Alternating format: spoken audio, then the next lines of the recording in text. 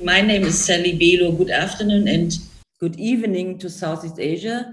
We are very happy to welcome you today to our kickoff of the project Contested Modernities, Postcolonial Architecture in Southeast Asia, which is part of the long-term project Encounters with Southeast Asian Modernism. I'm one of four of a team of initiators and curators here from Berlin who are hosting you today. I'm speaking on their behalf here as well, because we are four and it would be a little bit too much if we all greet you want to have content, I think. But I want to mention my curatorial partners, Moritz Henning, Eduard Kögel, and Christian Hiller. I'm just giving you a small words in advance, and then Anlin Go from Arch Plus will lead you through our symposium. Before I go into more details, just a few organization notes. We have a Zoom conference specialist here with us, Roman Pilgrim, who will mute you if you have your microphone on and all these things. So please careful with the microphone, but we are happy if we can see you with the faces, if the streaming is stable. During the symposium, the chat function will be active. If you have questions or comments that we can discuss later, feel free to post them in the chat and we will collect them during the conference. If you want to contribute to the conversation later on, please use the raise your hand function in Zoom. You find it on the bottom right, because there are a lot of people here. We don't see every face. As you see, we are just streaming on the Arch Plus Facebook site live. So I'm very delighted that we have two channels to communicate with our community. But now to the content. We are talking about the postcolonial modernism, a symbolic new beginning in architecture and urban planning in Southeast Asia after the colonial time. There are a lot of cultural specifics and climate requirements for building in tropical regions. And so this was one reason so that the modernism in Southeast Asia is not the same like in Germany or Europe, but there are a lot of other reasons too. And we will talk in 4 symposiums about difference and analogies and about the discourse on these topics. In Europe, not a lot of people know about this fantastic Southeast Asian modernism. As we were traveling, Moritz Henning and me, and also Eduard, we've seen a lot of this inspiring places and buildings. And so we decided to launch our project some years ago. We are interested in the history, in the present and future of the buildings and urban spaces, and also into the discourse on their receptions, the promises at the time and their significance today, and also interested in the actors who are involved in this topic. We have a lot of friends now in Southeast Asia connected through this project, and this is really, I think, most of the best parts of it. So in August 2019, we started our encounters with a symposium here in Berlin. That time as a real event. We met here with a lot of people from Southeast Asia, and it was a great pleasure to meet them all. We had a tour together. Now we are online, but I hope we will meet again in reality soon. In October and November 2019, we had a tour in 4 cities in Southeast Asia, in Jakarta, Phnom Penh, Singapore, and Yangon. We had the pleasure to be there and learned a lot from our curatorial partners in these cities. Some of you are here with us today. I discovered in the list Johannes Widodo from Singapore, Panya from Phnom Penh, also Lino Wood from Phnom Penh. Ben Bansal was on the list. We met him in Yangon. Setyadi Supandi from Indonesia. And last but not least, Farid Rakun, who will talk to you later. I also greet Peter Carola Schmal from the German Architecture Museum. In your rooms, we met Avianti Amand and Setyadi Supandi the first time, talked a lot. And yeah, I think this was one of the initial moments of the encounters. I saw a lot more names of our community on the list. Hope to see you in reality again, but I'm glad that we meet here now. Our goal was actually to open the exhibition Contested Modernities here in Berlin last year. You know why it couldn't happen. We hope now that we can show it in autumn. We are working with our partners. We worked with our partners. We had a lot of content based on the exhibitions in Jakarta, Phnom Penh, Singapore, and Yangon. And you see in my back here, this was the time we could talk and we together at one table about the exhibition. Now we are working in Movil, but better than nothing. And I hope autumn the situation will be better than now. But we have more parts of the program, not only an exhibition. We have our 4 online symposia. And last but not least, the Art Plus, which just arrived me 1 hour ago here at the office. A lot of issues. Anlin will tell us more about that. Before that, I have to thank some people and institutions, the Capital Cultural Fund and the Federal Ministry of the Interior for Construction and Community, who are funding our project. Mrs. Wesolek and Mr. Schultheis will also join us today. Thank you very much. We can realize further new steps like a video production in Jakarta and Yangon with the help of some supporters. So I'd like to thank you all. The Berlin Senate Department for Urban Development and Housing, the governing mayor of Berlin, Senate Chancellor Thyra Knauer and Daniela Riedel, who are also participating at the moment here. The Goethe-Institut Jakarta, Ingo Schöning, I think you are here too somewhere in all this crowd.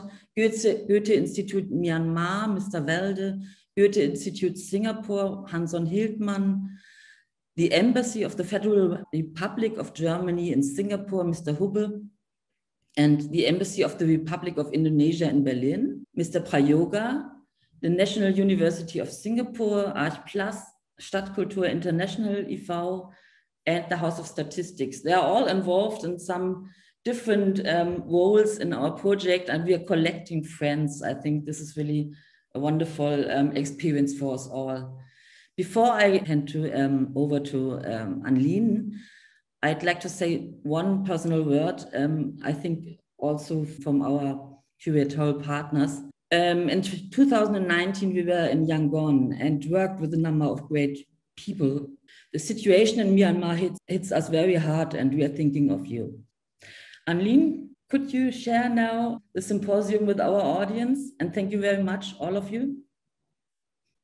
Okay, thank you very much, Sally, for the introduction. And I'm very happy to be part of the conference today. My name is Anlin Mo. I'm editor-in-chief of the magazine I Plus, which Sally just told you about. This is the issue, just arrived this morning. And when Sally, Moritz, Christian, and Eduard asked last year to join forces to do this issue, there was no question that we would do it, because it's a topic really dear to my heart. And so maybe let me start with telling you why we think this is important to work on at the moment. And maybe it's good to start with our own situation at the moment in the pandemic, where we are confined to our own domesticity, our home, and the very local radius of our action. And I think in such a situation, it's really good and healthy also to look beyond our own perspective and connect to the world again. And I think this specific project initiated by Sally Bello, Moritz Henning, Christian Hille, and Eduard Kögel could help us also to reconnect to the world. But it was started in a slightly different context, which was the anniversary of the Bauhaus in 2019. And there was a certain danger in the reception with the celebration of the Bauhaus that modernity, modernism, the modern movement is something which is a blessing coming from the West or Germany, going around the world. And I think such a project like Southeast Asian Encounters is very healthy to put the perspective again on a global scale in order to see how interconnected, interdependent the modern movement was. So I think should start by thanking you, Sally, Moritz, Christian, and Eduard for starting this project. Well, what are we doing today? We will have 4 speakers. The first one will be Christina Schwenke. I will introduce them to you later. Before I introduce to you the issue we've been working on lately. The second speaker will be Eduard Kögel, part of the project together with Sally, Christian, and Moritz. And the third speaker is W.H. Kuhn, speaking from Hong Kong. And the fourth will be a conversation between Farid Rakoon and myself. I will introduce them later on, but let me start with something.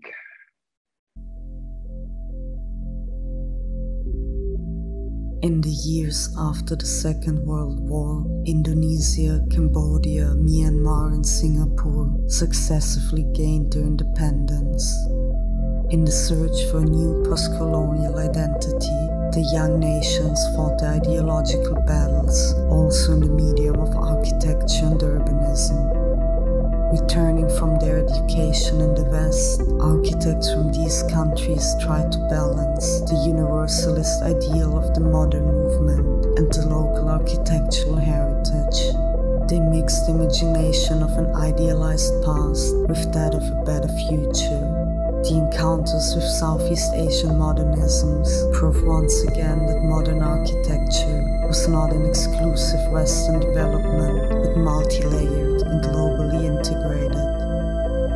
Besides of being instrumental in constructing national identities, the strength of modern architecture in Southeast Asia was its ability to transcend cultural boundaries and to adapt to specific needs and values. This insight highlights the task we still face, balancing the tension between universalist aspirations and specific social contexts. Only then we can call modernity our home. Contested Modernities, Postcolonial Architecture and Identity Construction in Southeast Asia.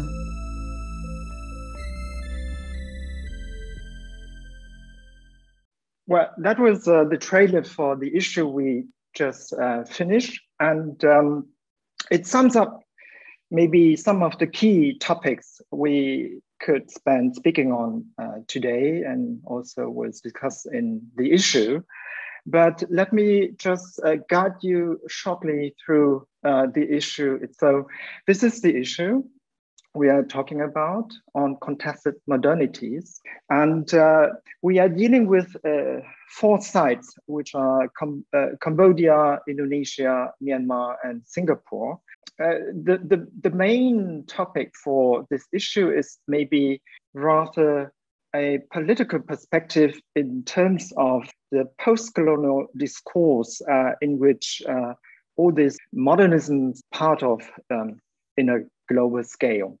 And for me, it's also interesting to see our own entanglement from the perspective of Germany with people like Julius Posener, who was a really important figure for Art Plus in the 1970s and 80s. And this is something Eduard Kögel will speak about later on.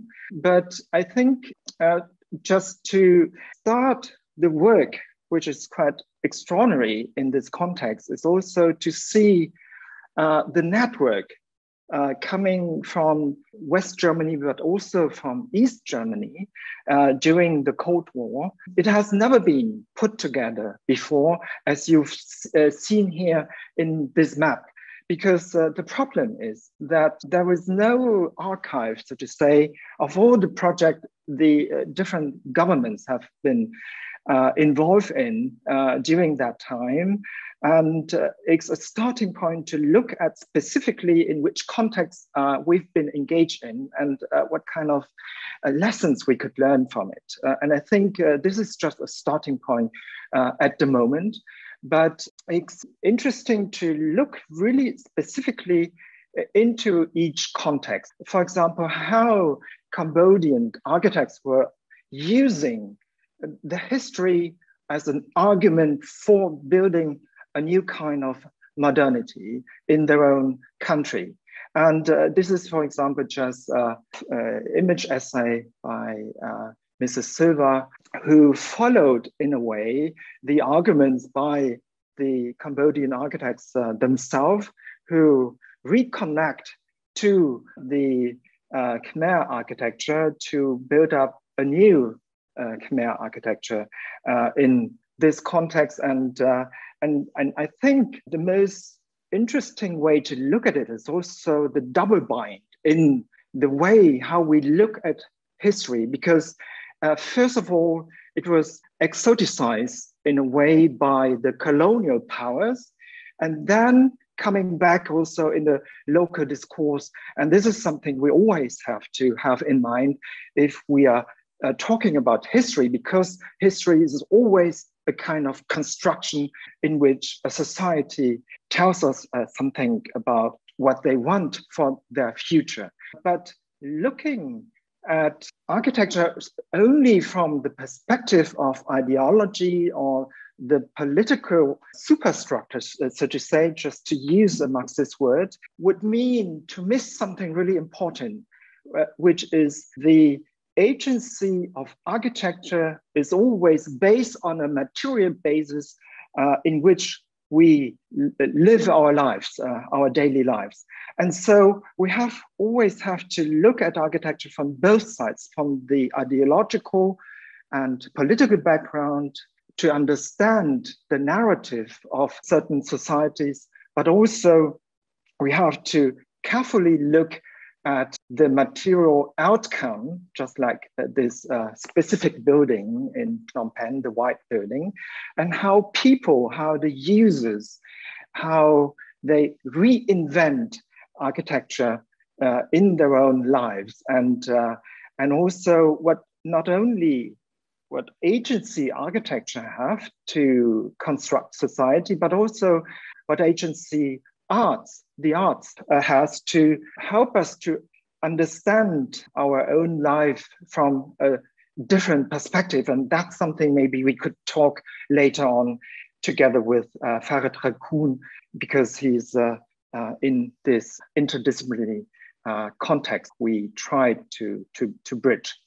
For me, this issue was quite an opportunity to see the diversity and the extraordinary quality of the architecture, of course, on the one hand, but also through the architecture to understand the social context in which we have to situate always architecture, and also how certain narrative tends to be constructed by those in power, just like in this essay here on the dioramas in the National Museum in Indonesia, in Jakarta, and how also artists can use these as a point of entry in order to counter the narrative from a contemporary perspective. It's also really interesting to see the architectural design from those contexts in order to understand, as Sally underlined in the beginning, also how architecture can adapt to the climatic, but also to the social background in order to create something really specific. But how do we do it? How do we bridge the gap? How do we balance the universalist ideals and aspiration of modernism with rather rooted local perspective of the user and those people who inhabit these structures? And maybe this is where the art practice could come in and help us to understand our situation better. And this is a special feature in the issue containing an interview between Farid Rakoon together with Christian Hiller, Eduard Köge, and Mirko Gatti, who was one of the editor of this issue, and to understand again what we can learn from the local perspective. And this is something I would like to discuss later on with Farid. For me, in this very special situation with the fighting in Myanmar, it was a touching way to look at Myanmar from this perspective and to pay our tribute and also our respect to the people in Myanmar by looking at their struggles to find a local modernity for their own society and to rediscover totally unknown. I mean, I know a bit of Asia, but this was for me something really new and something really unique also, just like those inventions and designs by Ushui with quite idiosyncratic approach towards architecture and to see Myanmar not only as a battlefield and a political site, but also as a cultural site within the modern movement. So that's something I think quite important for the issue. And of course, we always want to ask what we can learn from others, not only connect people, bringing knowledge together, but also what can we learn from by looking at certain contexts different from our own. And I think in the specific context of Singapore, it's a really exciting discovery to see how interconnected the economy or the economic thinking, the question of ownership, and also the reinvention of modernity in the sense of new typologies could come together at once. And also interesting for us, also from the perspective from Berlin, Germany, or elsewhere, is how to invent new typologies would bring mixed uses together again, and how to find new ways of building society through architecture. And this is where V.H. Kuhn will come in and talk about the invention of bigness as a category in architecture from the perspective of the modern movement in Singapore. I think with that, I would like to end the short introduction, say hello to Christina Schwenkel. But before that, I would like to also thank, of course, the I+ team, including Mirko Gatti, Nora Dünser, Melissa Koch, Max Keidenhoff, but also Julius Grambo and Leonie Hartung, who worked tirelessly in the last few months on this very special issue, but also our graphic designer, Charlotte Kassel, her agency, Marie and Marie, for helping us to translate this knowledge into compelling issue.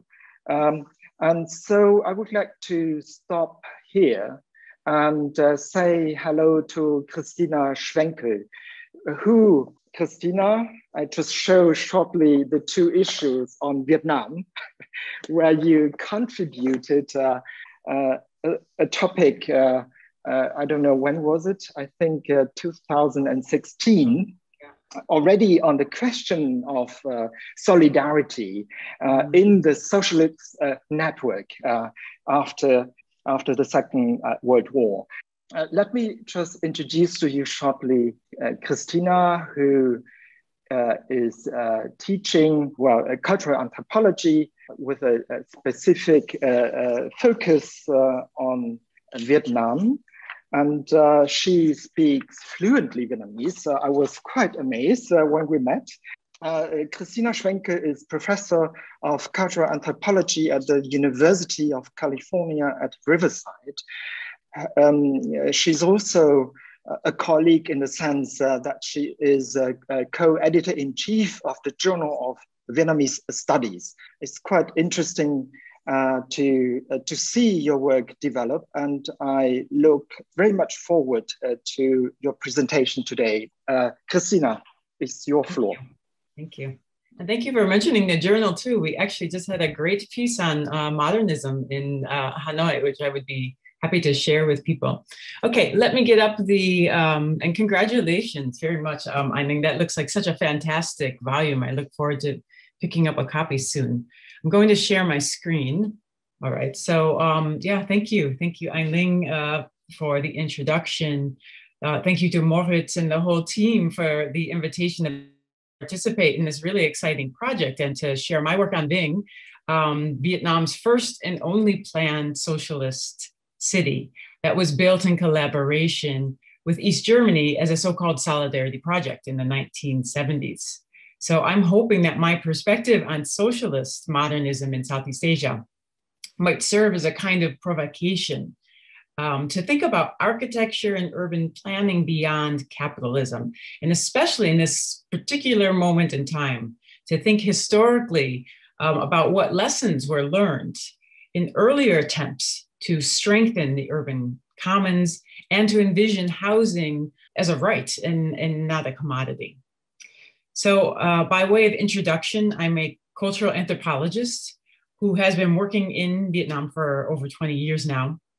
And my research there has focused on the material and the cultural aftermaths of US imperialism and its racialized violence, and specifically its bombardment and destruction of Vietnamese cities.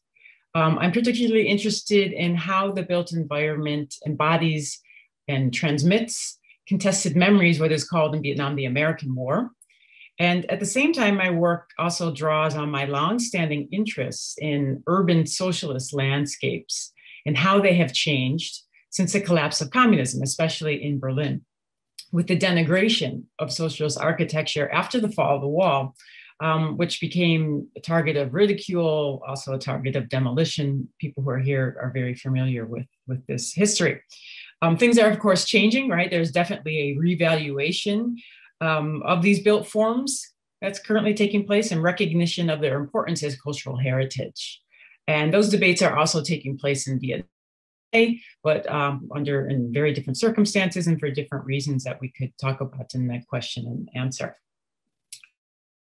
So I bring these two strands of my research together in a book that I'm going to talk about today, which is Building Socialism of East German Architecture in Urban Vietnam.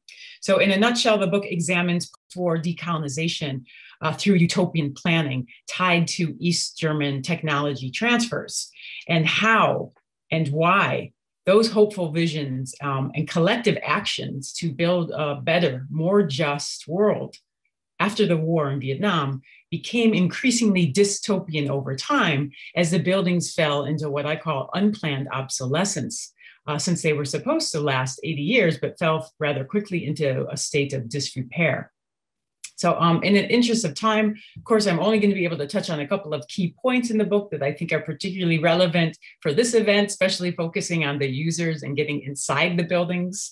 But if you are interested in learning about the book, more details about the book, then please contact me offline and I'd be happy to kind of share a special discount code with you. Otherwise, it's also available as an ebook, but unfortunately, it has not yet been translated into German. So the book is a visual ethnography of the co-produced buildings, and especially the housing blocks that you see here in this image of the cover, and the people who designed, built, and lived in them, and in many cases continue to do so after 40 years now. So this was a multi-sited and multi-method, decade-long project that relied heavily on fieldwork and immersion to provide a more bottom-up rather than top-down approach to planning. So by immersion, I mean that I took up residency in the housing complex that was built for, or wooncomplex, that was built for 15,000 workers made homeless by the war. So here's the housing block where I lived for 9 months in C2. And let me give you a quick sense of the interior to give you a sense of the space, which was at the center of disagreement, much disagreement over the design, which I'll talk about in just a few minutes. So while living in the complex, I participated in everyday life activities to assess how people used and repurposed space. So for example, eating breakfast at the local tea stalls, shopping at the local markets that filled the vast public spaces between the buildings, and visiting and interviewing neighbors across the complex's 19 buildings to get a sense of the diversity on the one hand, and how people felt about and related to modernist buildings. For example, many people's ambivalence about indoor plumbing, but also to see how people had renovated their interiors. And this approach allowed me to work with a wide spectrum of elite and non-elite state and non-state actors who were involved in rebuilding the city after its destruction, and to analyze the international division of labor and its racial and gender dimensions, since the builders of socialism, as I discovered, were mostly Vietnamese migrant women who constituted the majority of the workforce and were then allocated an apartment and ended up becoming my neighbors.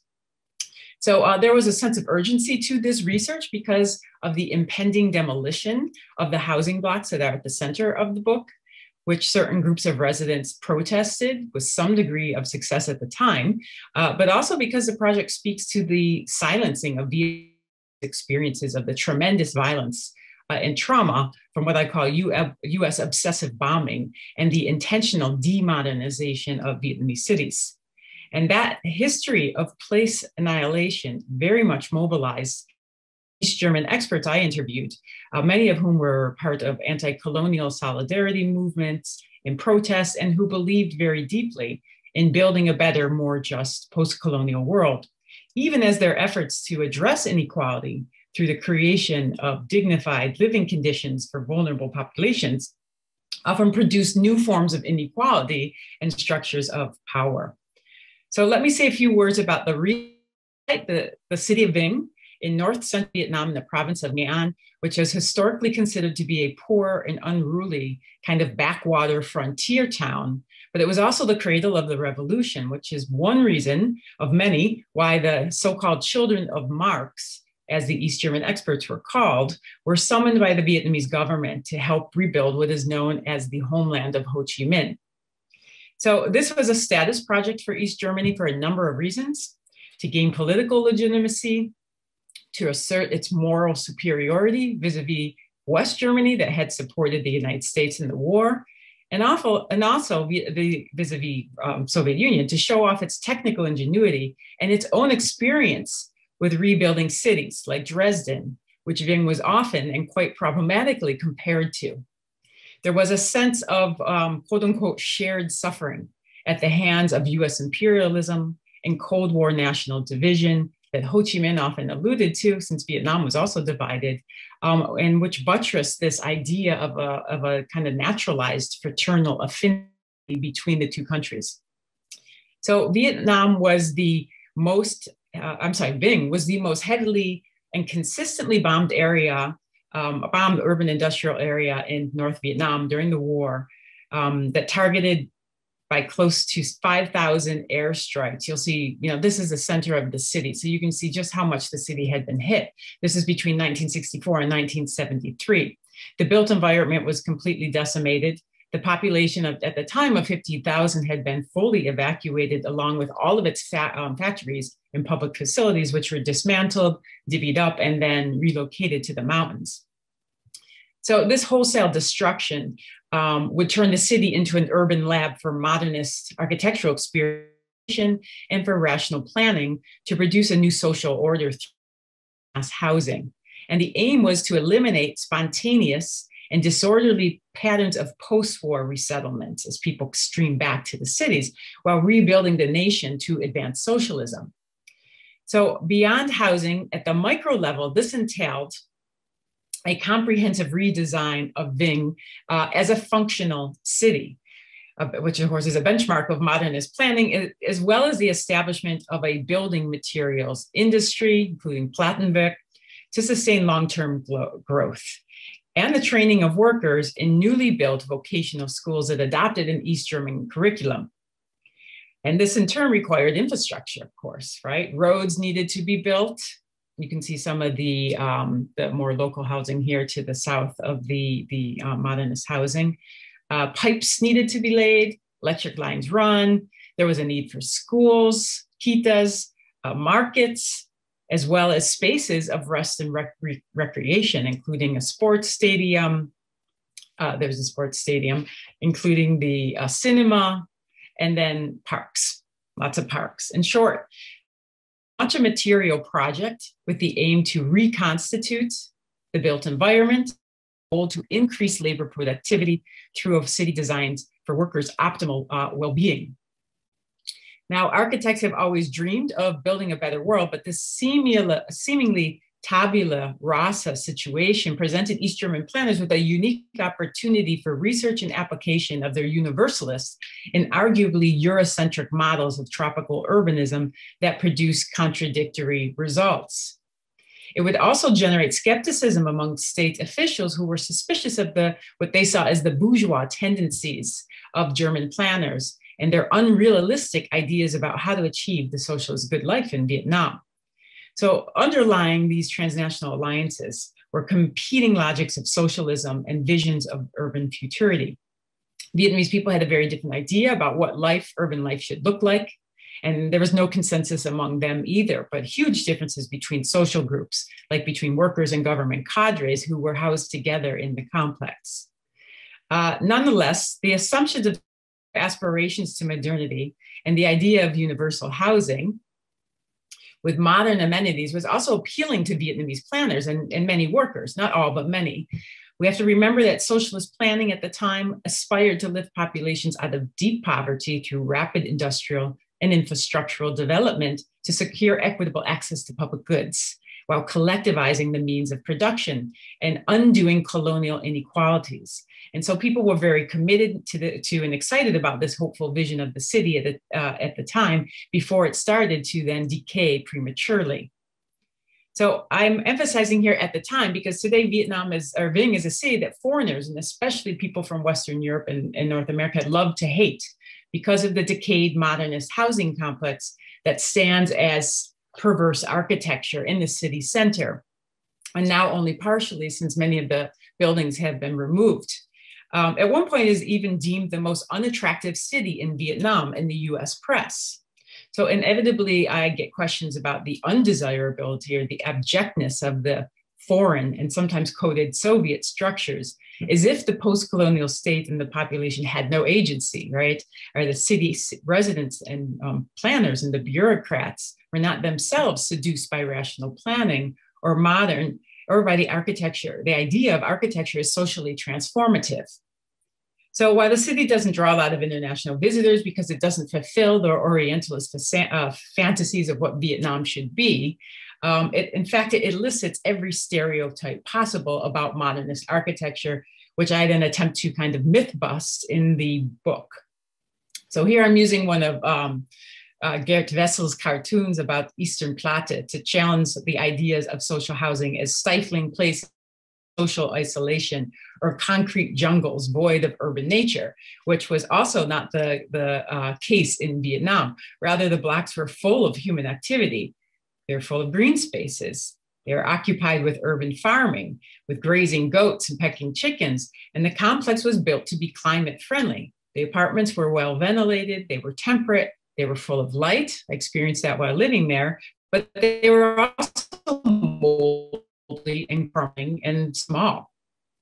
So one has to remember that the city and its integrated housing complex, or microrayon, had once elicited enthusiastic, albeit also critical, responses among my Vietnamese and my East German interlocutors who were involved in the project. The complex was often described to me as unimaginable at the time, không tưởng được, like unvorstellbar, which is also translated, actually, the Vietnamese is also translated as utopian, right? That which one cannot believe, because again, we're talking about a context of total place annihilation and then the sudden transformation to a vertical landscape of high rises within a very short period of time. And this was a fast-paced project, and the builders were instructed to maintain the Bao Temple, right, the speed of construction. The complex was considered quite visionary and modern and international for Vietnam, even as it enabled authorities to govern daily life more effectively through its design, which I also witnessed living there. It was very easy surveillance, for example, through the large open windows. And the facilities and the housing promised people stability and normalcy, which was very important to them at the time, as you can see in this stage photo from the Bundesarchiv, that was to, how to achieve the simple but good and peaceful life. So the housing estate was the first of its scale in Vietnam, and it came to the future, right? And so it kind of leapfrogged over Hanoi and Saigon, turned Ho Chi Minh City, as a center of modernism, but if only for a very brief time before it would then lag behind. But its newfound modernity was celebrated in the press. Here we see children who had, in 300 families who had just moved into the first co-built complex A6, which has actually just been evacuated. Now they're about to take it down. And it was also used as an iconic photo drop for domestic visitors here dressed up for the Lunar New Year. At the level beyond ideology and politics, it was quite meaningful for people to participate in this international solidarity project on both sides, even as there were clear global racial and gender hierarchies and uneven power relations that structured the very need for this material and technological support in the first place, right, between the so-called second and third worlds. But it was really through the outpouring of sentiment expressed to me through songs, poems, letters, photographs, jokes, and stories that people shared with me about the housing complex over the course of my research. It came to the extent to which residents' lives were so deeply intertwined with the lifespan of the buildings through their design, their construction, their allocation, use, adaptation, and revaluation in a moment of capitalist redevelopment as the so-called quote, best housing in one world to me from her crumbling second-story stoop. Now, when I asked her why, she replied as if it was obvious, because they are German-made. So not everybody agreed with this assessment, but the older generation very much preferred the earlier socialist modern to the more recent capitalist one, right? They always, in my interviews, chose the 5 stories over the 30 stories, mostly because of their dislike of the new modern design, which they saw as more profit and less people-oriented, for example, without balconies and soccer fields. And they had a deep distrust of domestic construction standards and materials. Their cultural perceptions of the superiority of German engineering, and thus their housing, was such that it conferred symbolic status on the city through the symbol of VD, or Viet Duc, Vietnam, Germany, solidarity, that adorned all the buildings. So rather than honing exclusively on the political and the ideological, the ethnography is very much focused on the temporal and affective registers produced under emergency conditions, and the cautious sense of hope and pride and optimism that people attached to these new material and sensory worlds that were taking shape around them. The tall, which at the time they were tall, today they're dwarfed. Here you can see the new constructions up against the East German 5-story blocks with modern conveniences and critical infrastructure. These, including the green and communal spaces, meant to decrease the labor of social reproduction and increase leisure, as I said, to stimulate industrial productivity. So the new material landscape, which many residents, mostly female migrant workers, remained ambivalent about, the East German designs, gave people an identity as modern urban subjects after the war. I think this is really important to remember, right? Because again, they had been quote unquote bombed back into the Stone Age. And here they could be perceived as becoming global proletariat who were part of something grander, right? This collaborative building of global socialism, even as their optimism proved futile, if not punishing, and it quickly dissolved as the buildings became obsolescent and people became disenchanted with the state on account of its lack of upkeep and maintenance. And there's a whole series of debates that play out over who should be held responsible for the decay. So let me now shift gears as I turn to the last part of the presentation to talk about technology transfers. Limitation to this concept, since nothing ever travels without some form of interpretation, right? My focus on traveling architectural forms and construction technologies along particular patronage networks, right, between the socialist North and post-colonial South, demanded an attention to their translation and their adaptation over time as built forms spatial practices and the lines that constituted the urban were constantly being contested and redrawn. For example, single-use zoning reconfigured as mixed-use space. So as I've suggested, modernist architecture in the form of high-rise apartment buildings would not only house a population displaced in wartime, but would create a new modern way of living, one based on European ideologies of social organization and consumption centered on the nuclear families. So the apartments were intended for two-generation families, even though the majority of families today in the complex are multi-generational, even if extended across several apartments. However, tensions between aspirational planning and post-war realities surfaced to expose the incompatibility of modernism's universalist claims. So the design models that circulated between East Germany and Vietnam underwent significant modification to accommodate alternative cultural logics and ideas about socialist modernization and about socialism in general. For example, the Vietnamese authorities were uncomfortable with the lifestyle of socialist abundance that GDR plans seemed to promise, which were contrary to post-war conditions of scarcity. The apartments, here's one example you see here, the floor plans were thought to be too large to house one family. This was seen as wasteful by Vietnamese officials who were more interested in housing as many families as possible than providing a higher standard of living. So they redesigned the apartments to accommodate two families per unit, as you see here, which led to tensions between Vietnamese and German planners, since it would actually double the structural load and was predictably going to lead to decay more quickly. Many residents in the apartment blocks also remained wary of high-rise living spaces and the modern conveniences they were presumed to offer. Conveniences like indoor plumbing that broke down and produced more labor for women rather than less. And there were also questions about the lack of attention to vernacular processes such as ancestral veneration, which does not allow for altars to be placed across from open doors or close to wet spaces like bathrooms or kitchens. But the apartments were so small that this proved difficult to avoid. So people had to create workarounds, which also compromised the structural foundations. So the limits of planning were quickly exposed. Functional design attempted to impose clean, modern lines on historically and culturally blurry boundaries. The GDR architects had wanted to keep separate public and private spaces, which are also blurred in Vietnam. They wanted to keep separate living and livelihood practices, which for Vietnamese people have always been integrated. So Vietnamese residents went about renovating their apartment. And here you see how they added addition onto the balconies to create extra space. And here's an inside that to show you what they look like, right? They become part of the house, actually. Enlarged also walk-out basements that by opening up the floor, you can see here, and turning them into shops, businesses, restaurants, and animal groups. Courtyards became badminton courts and offered sunny corners for drying incense for local temples.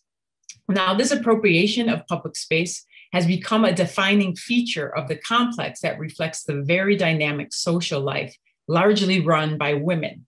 But this was also brought much scorn upon the women for their actions, for their market activities, and for the structural changes to the buildings that they carried out, and that some saw as the reason for their premature decay, their unplanned obsolescence. So this brings me to the last point, that the women who are at the center of this story, who were the bearers and protectors of the nation in warfare, and were hailed and celebrated as the builders of socialism because it was their manual labor that actually rebuilt the city, who were in the end considered inadequately formed and disciplined by modernist architecture. And so they were subsequently then cast as the agents, not of modernization, but of its destruction and its decay. So thanks very much for your attention. I'll end it right there.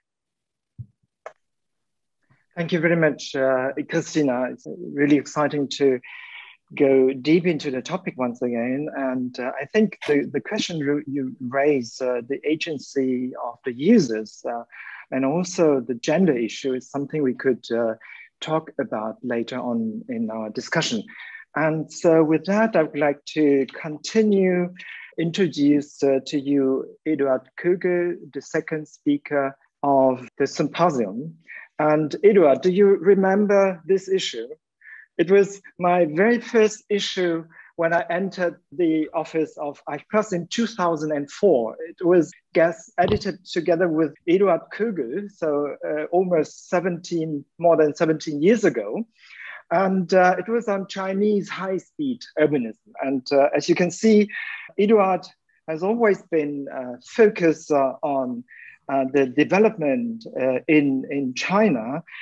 He studied urban and landscape planning at the University of Kassel, so the city where the documenta will take place, something we will talk maybe later on with Farod Rakun.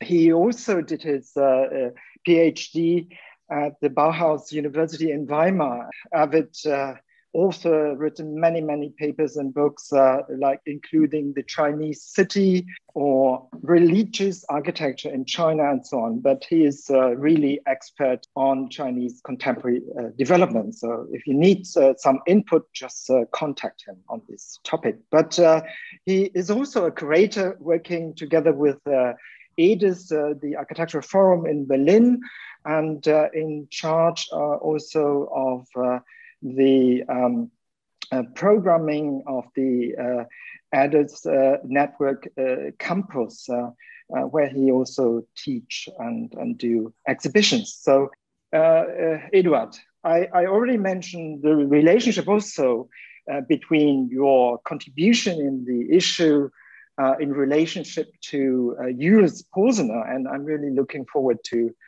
your presentation. So your next 20 minutes are for you. Thank you very much for the introduction.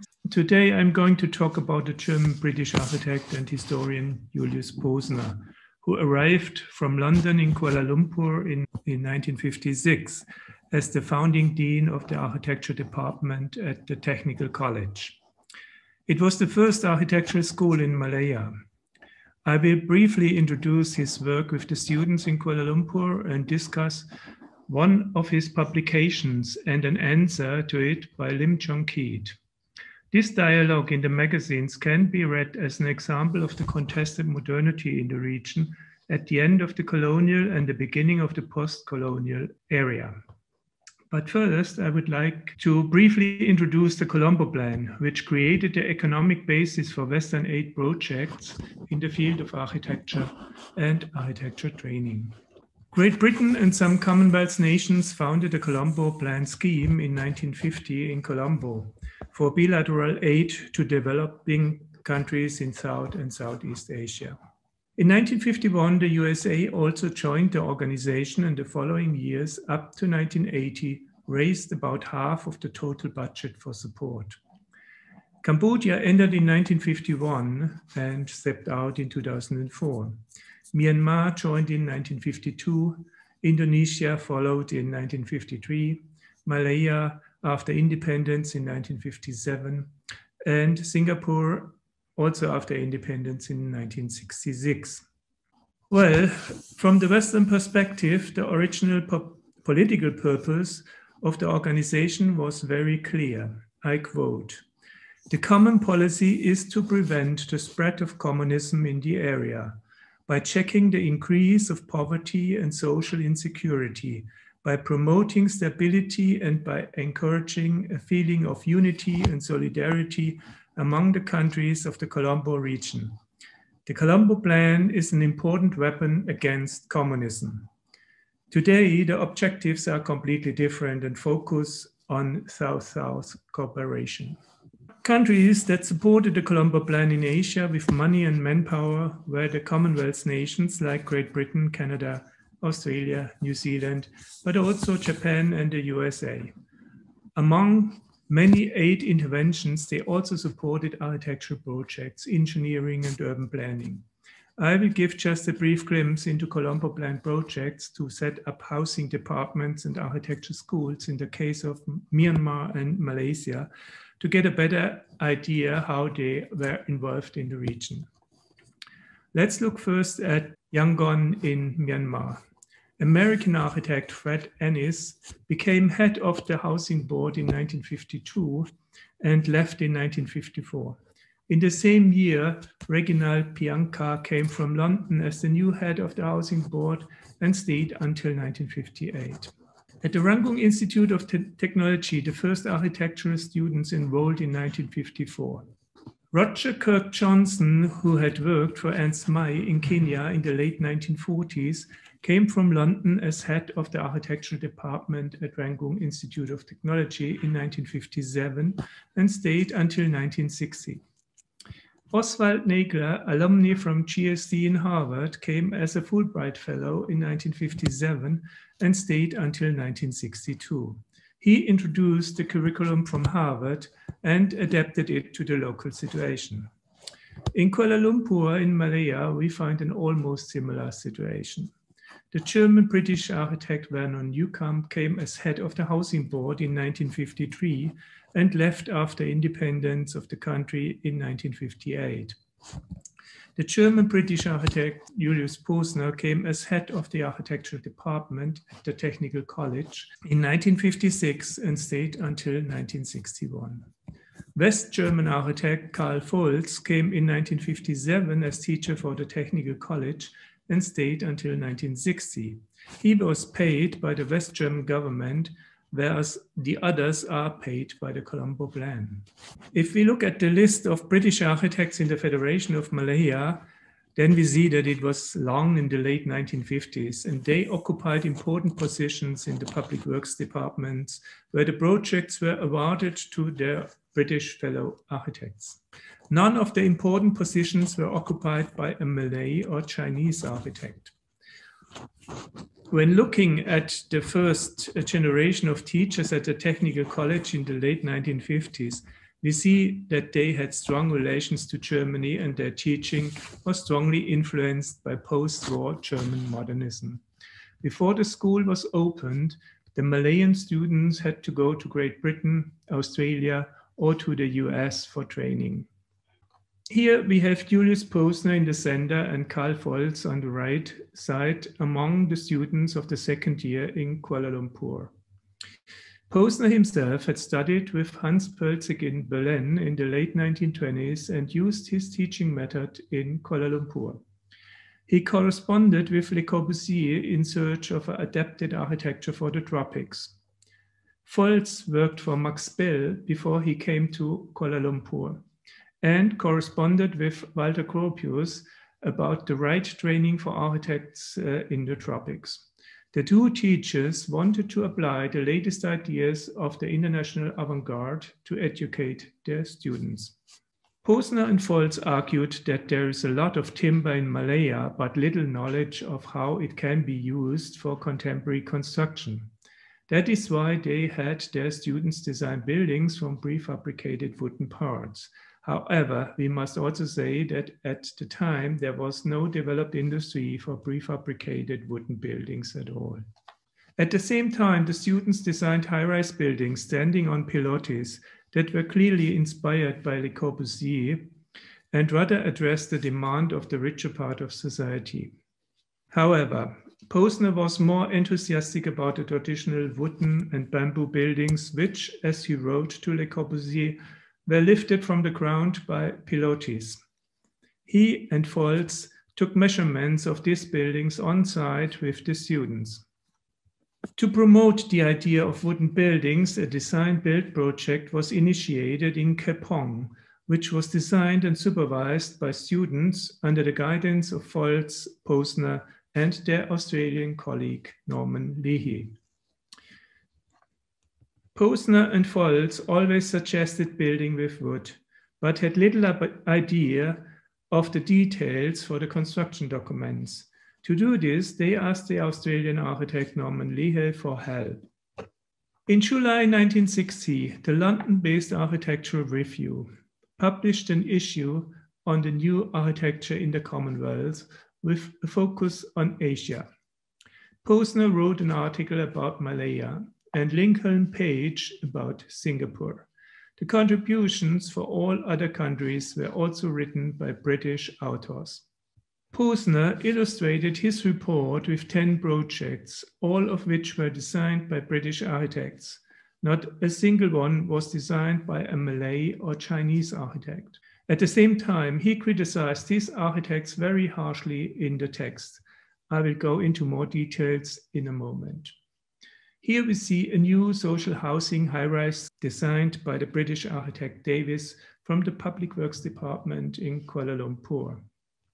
And here we have the new Department for Religious Affairs and Malay Custom designed by the British architect Peter Morley from the Public Works Department in Perak, a northern state of the Malayan Peninsula. Posner showed also the airport building designed by the architect Mira from the Public Works Department in Kuala Lumpur, and the government office in Petaling Jaya designed by the team Mira and Ashley from the Public Works Department in Kuala Lumpur. Posner also included these row houses in Kuala Lumpur designed again by the architect Mira, then employed in the office of Booty, Edwards and Partners. As if the ignorance of the young Malayan architects wasn't clear enough, Posner sharply criticized them without giving the reader a chance to judge for themselves. I quote from his text: "Compared with the architecture of those tropical countries which have recently moved into the very focus of the new architecture, recent Malayan buildings can at best be called responsible and at worst frankly amusing." The tropical countries he had in mind are actually in South America, like Brazil. And another quote: "It may seem paradoxical, but it is largely true that the local British architects care more about a tropical architecture and certainly no less about a Malayan one than his Asian colleague. He is also the one who most vigorously campaigns for the use of local building material, timber, and who devotes a loving interest to the study of traditional Malayan and tribal houses." Of course, these are only two small excerpts from the longer text. It was enough to provoke a young Malayan architect to give a harsh response. Lim Chung Keat studied first in Manchester in Great Britain between 1951 and 1956.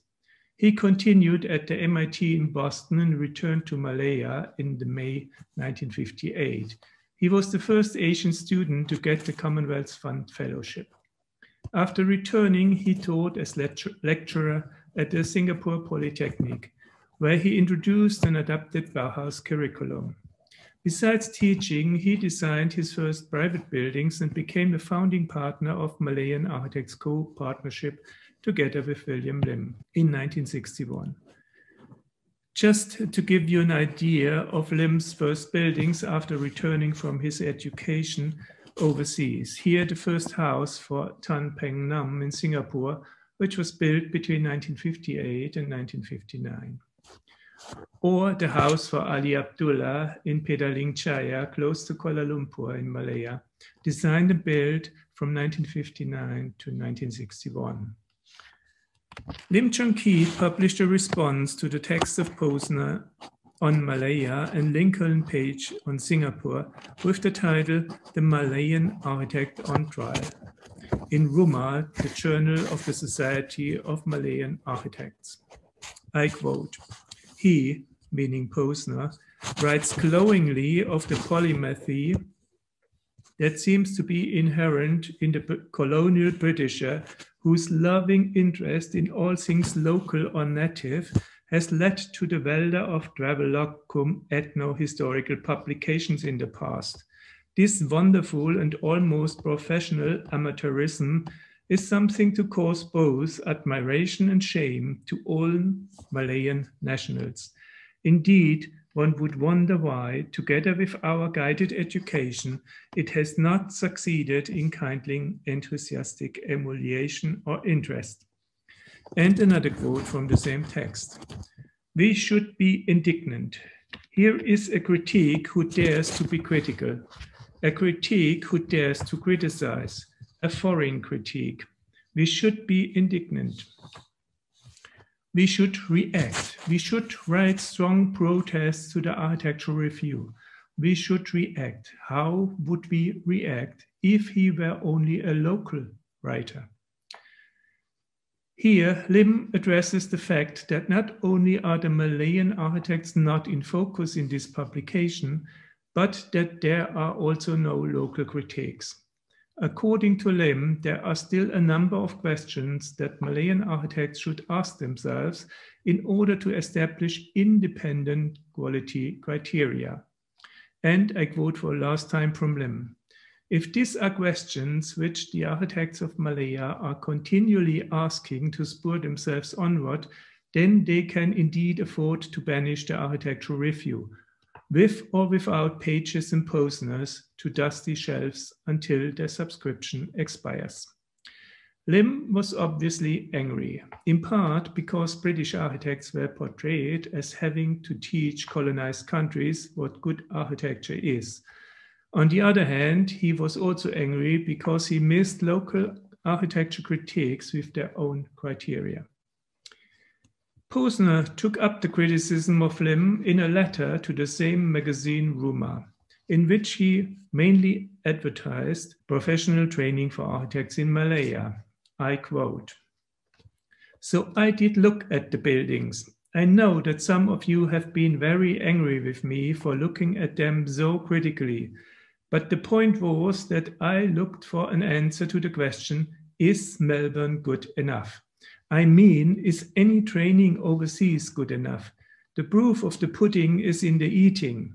And at the risk of putting my foot into it again, I can only repeat that I found the pudding spiced with plenty of second-grade rum, plenty of fruit from the bottom of the tin, and rather thin in pastry, thin in substance, in fact." And a further quote, "The answer to the present shortcomings may be that one does not learn architecture abroad. One can abroad learn bookkeeping, medicine, and motor car engineering, but architecture one has to learn at home." Let me come to a conclusion. In this last text, Julius Posner advocated mainly for an university education for architects in Malaya and Singapore. In his first text in the Architectural Review, he argues from the point of view of an architecture critic who cares about the quality of the built environment, but leaves out the power relation between colonial structures and local options. Lim Chung-Keat, however, argued against the colonial framework and what he called guided education. Posner's emphasis on the studies of traditional architecture by his British colleagues enraged Lim in particular. He argued from a political position and would like to encourage his colleagues to develop their own criteria for criticism. The tension lies in the perceived patronizing by colonial and post-colonial structures and an interpretation of architectural quality that has yet to be developed. At the end of the 1950s, the important position was still occupied by the British and other Westerners who up until then did not award public contracts to young Malays or Chinese. The British colonial network continued with the Colombo Plan and was supported by other Western powers such as the USA and, as we have seen, also in part by Germany. And let me give you a short postscript. The argument by Posner, "Is Melbourne good enough?" is really funny, because the project in Kepong, which he designed together with Foltz and the students at the Technical College in Kuala Lumpur, could only be built with the Melbourne-trained architect Norman Leahy, as neither he nor Foltz had any idea about detailing for timber construction. Let me end with this picture. The moment Posner was able to publish his letter in 1961, the Malayan Architecture Co-Partnership, co-founded by Lim Chung-Keat, won the competition for the Singapore Conference Hall, a very important building to establish independent criteria based on a universal value system for an architecture in the region, but beyond national form. Thank you very much. Thank you very much, Eduard, for kind of counter network from the socialist network Christina Schwenke talked about earlier. And so we see how entangled all these developments were in a wider geopolitics of the Cold War. What's really interesting, the last point of this controversy is that it also enabled new kind of networks and creating a new discourse and also a local discourse which takes more into account the local perspective of the younger generation than rather just listening to the imported criticism by Westerners. So I think that's also something we could talk about later. But now I would like to continue and introduce to you V.H. Kuhn, who is an architect, researcher, educator, and many things more. He teaches at the University of Hong Kong. And in his research, he focuses on the socio-political and effects of industrialization and modernization in Asian cities in the 20th century. And so I would like to welcome V.H. Kuhn. We don't have common history back like with the other two speakers, but I'm really happy to have your piece, your contribution in our latest issue, and would like to hear more about it in your presentation. Thank you. Thank you. A big thanks to the editors and curators who put this together. There's so much effort behind the scene and all that travel and all that the discourse that's been built up. So in the interest of time, let me just jump right into it.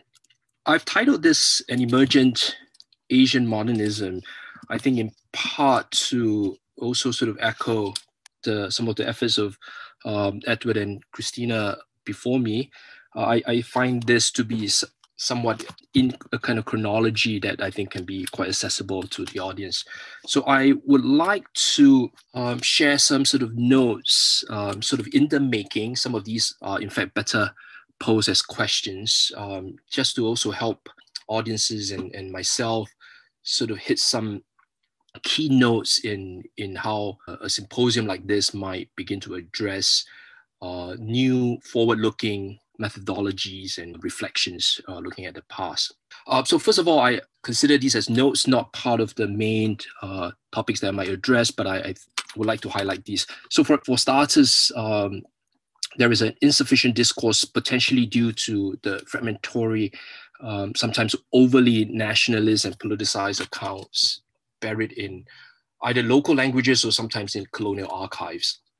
And here I might reference the work of Prasenjit Duara, Rescuing History from the Nation, writing about China and how accounts of modernization tend to be somehow subsumed by a kind of national imperative.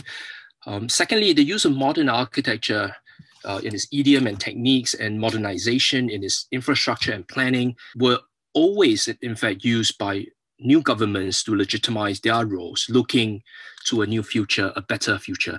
Hence, technological advancement tend to be entangled with an emphasis on vernacular culture and local identity as a kind of pushback against the processes of modernization. So here my question would be, are there other ways to develop a city in architectural terms other than through modernization and infrastructure? Do societies have to industrialize in order to step up to the kind of contemporary context of livability and so on? Is the modern always a virtue? Is modernization always a process? So a kind of funny story we might remember would be the way highway systems and bridges are built to facilitate and improve lives, but only for us to then realize that European nations might soon be abandoning their highways and their expressways and move towards low energy, slow infrastructure. And let's say Chinese cities, for example, would have instead abandoned their bicycles 30 years ago, 20 years ago, in the hope to arrive as a developed city. Thirdly, urgent topics such as sheer population sizes, overcrowding, the shift towards industrial economies, unchecked urbanizations, and so on, attitudes towards private ownership and rights. These are conditions that Asia had to contend with, and in a sense, arguably had to produce its own solutions in order to deal with its own density, which are incomparable to other continents, other kinds of developing conditions, questions of informality, mixture of use, and so on. not to mention the rise of the need for civic identity and the post-colonial complex and so on. And here I'm referencing Asia as Method by Chen Guanxiang. And of course, then to end, perhaps the idea of a new lexicon, a new vocabulary may have to be developed to build up the multi-strand discourses centered on its own terms and as non-derivative conditions. So here I might make a case for an inter-Asian think tank. I will probably only have time to cover perhaps the first 3 points, time permitting. I will speed through the slides. The precursor is in fact the same privilege lineage to Siam and Team 10, having Jacqueline Tiwit as mentor. I'll introduce Tiwit in a minute, Harvard GSD and Siam, then later to Ekistics and Delos symposiums in Athens. Then secondly, the emergence of professional collaboration groups, such as the one that I'm about to introduce here, Asian planning and architectural consultants, the hope to gain new projects versus the kind of intellectual discourse and urban theory that they were building at the same time. And third, I might run out of time, but if I have time, I would begin to then enter into a specific case study of Marquis' group form and mega form using 2 projects, one of which has been talked about, the Golden Mile complex. Here I'm talking about the urban plan, the feasibility plan by William Lim and DP Architects, or design partnership, and Marquis' Shinjuku project. So these 2 are unbuilt works. Then the 4th and 5th point I would probably only be able to take on in a future sort of setting. So this is APAC's marketing brochure from the 1970s. I do have to spend time introducing some of the members, and if I have to contextualize this, perhaps to borrow a leaf from Edward's presentation earlier, and to maybe understand this within a kind of post-colonial context. If you're familiar with the work of Spivak, a kind of literary post-colonial theorist, you have the kind of foreigner, the kind of colonialist, then you have a kind of local, and they both occupy the kind of polaristic points of this discourse and this debate. But in the middle is a kind of group. I consider this a kind of privileged group, and these are members who had gone abroad to study and had come home, Lim Chong-kiat being one of them. And I would spend time detailing the kind of biographies, but also hopefully some of the work that they have produced. So this group, APAC, had their work featured in a Process magazine edited by Koichi Nagashima, who had worked with Marquis in his early years. And these are some of the distinguished advisors at the editorial board. And these are the key characters that I would hope to have time to introduce to you here. Marquis and Nagashima, both from Japan, Lim from Singapore, born in Hong Kong, Sumet Jumsai from Thailand, Tao Ho from Hong Kong, Charles Correa from India. And the precursor came to me through a kind of encounter with Marquis when he shared some reflections of his journey through Singapore and through a kind of inter-Asian kind of context in his early years, which he was referring to APAC without naming APAC. In 2017, he began to sort of reflect on Siegfried Giedien's space, time, and architecture in a way that it offered a kind of his own take on time and his own relationship to privileging space versus a kind of sort of idealized form. So something much more ambiguous, and time being a kind of key element in the final judge of architecture.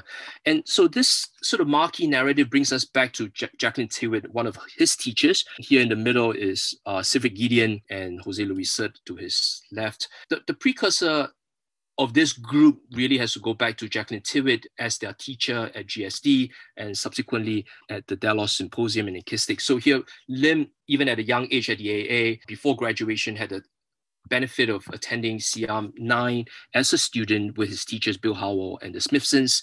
And Marquis, a graduate of GSD at 54, had already met Lim and at GSD, even though he graduated 3 years ahead. Marquis here, of course, had the kind of a special invitation to attend Team 10 meetings in 1960 in France. Sumet Jumsai and Charles Correa came into the picture through Ekistics and the Delos Symposium in the 60s by being key contributors at the conferences and the journal.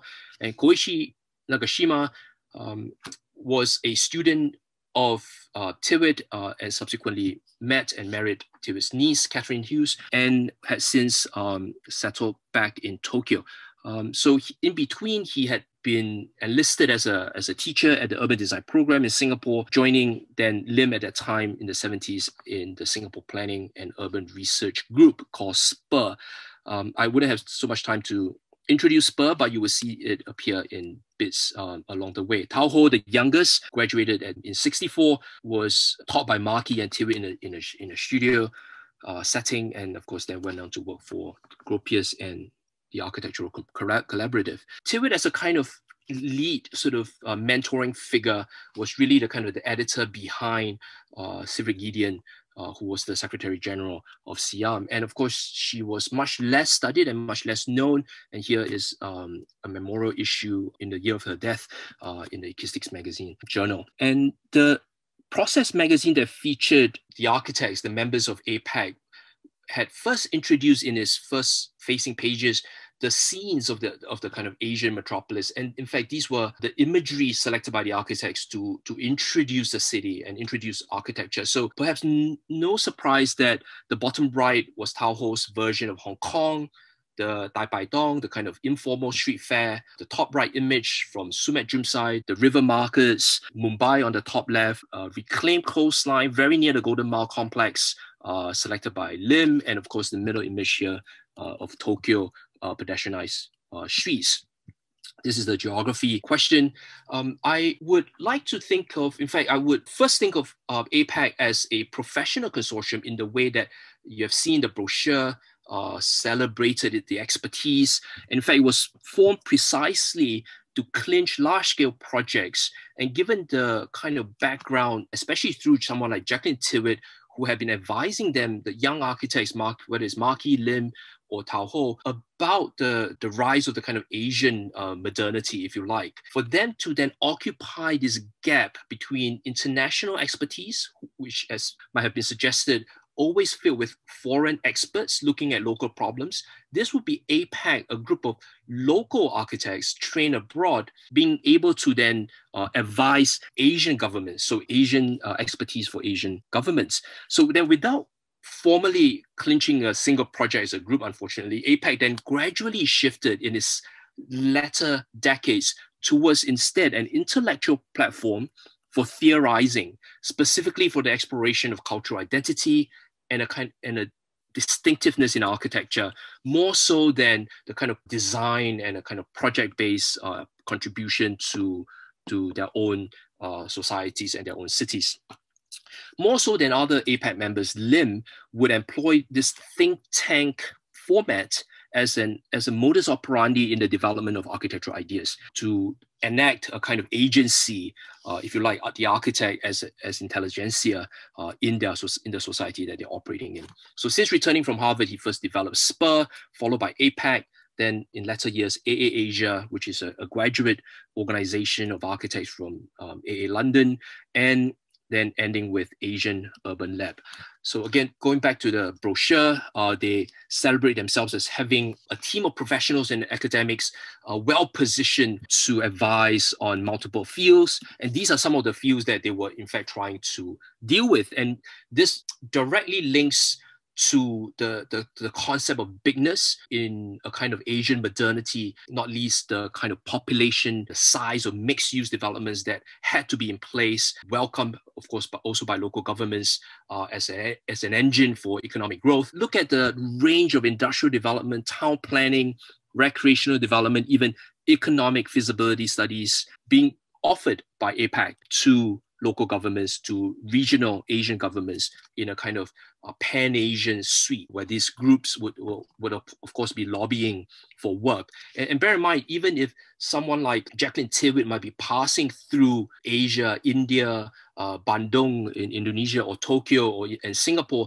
she would also take the opportunity to lobby for work. And even when she was advising Constantino Doxiadis in Athens, vis-a-vis the Acoustics Journal, she would be lobbying for work for Doxiadis, asking, in fact, Doxiadis to perhaps write into the Singapore government or write into the United Nations, perhaps through Ernst Weissman, one of the assistant director for development in New York, again, through the vehicles of United Nations and local regional governments. So in a moment where the members did come together, this is a moment right about the time when someone like Chong Kiet, that was mentioned by Edward, had left the Singapore Polytechnic. This was a period where the Singapore Polytechnic was also sometimes known as the University of Singapore. You have a kind of architect at large, Kenzo Tange, arriving, and this is the young Koichi Nagashima, partially blocked here in this view, introducing the new urban design program to Tange. And this is a time when there are a number of foreign teachers. You can see different faces. There are Malaysians, there's a German teacher, there are Canadian experts littered through the faculty, the young faculty of that time. So perhaps the only architecture project, which I'm not going to dwell on, but just to mention that one project that wasn't so much an area of collaboration, but was identified through a period of this time that Nagashima had in Singapore, the project that arose out of relationships through East Malaysia, in this case, the Kota Kinabalu Sports Complex, undertaken then by Fumihiko Maki, without the rest of the APEC members. But this was one relationship that did materialize in the 70s.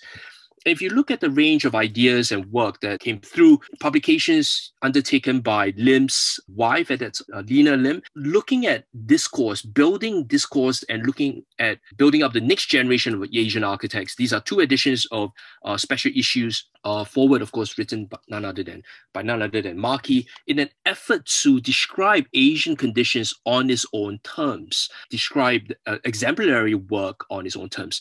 So just to get a sense of the kinds of topics that Lim had then gone on to write about, and of course bring intellectuals and ideas through the kind of larger urban field, very much in an interdisciplinary sense. But the issues tend to always push back against a kind of modernity that has to be predicated on Asians' terms, and would always push back against, for example, the work of Siam, or to push back against modernization in a very strictly quote-unquote Western sense. And these are exactly the kinds of language that Lim would begin to use here in the range of books that were published.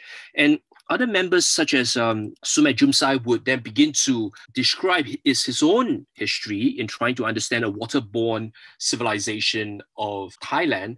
For example, you can sense a kind of nationalism here, but here he would refute, for example, the kind of architectural development from compression structures to a kind of Greco-Roman tensile structure, but instead here suggesting that within a waterborne, timber-based civilization, the one that he's arguing for that has emerged perhaps in Asia, out of Asia, would have gone straight to a tensile material and bypass other compressive materials.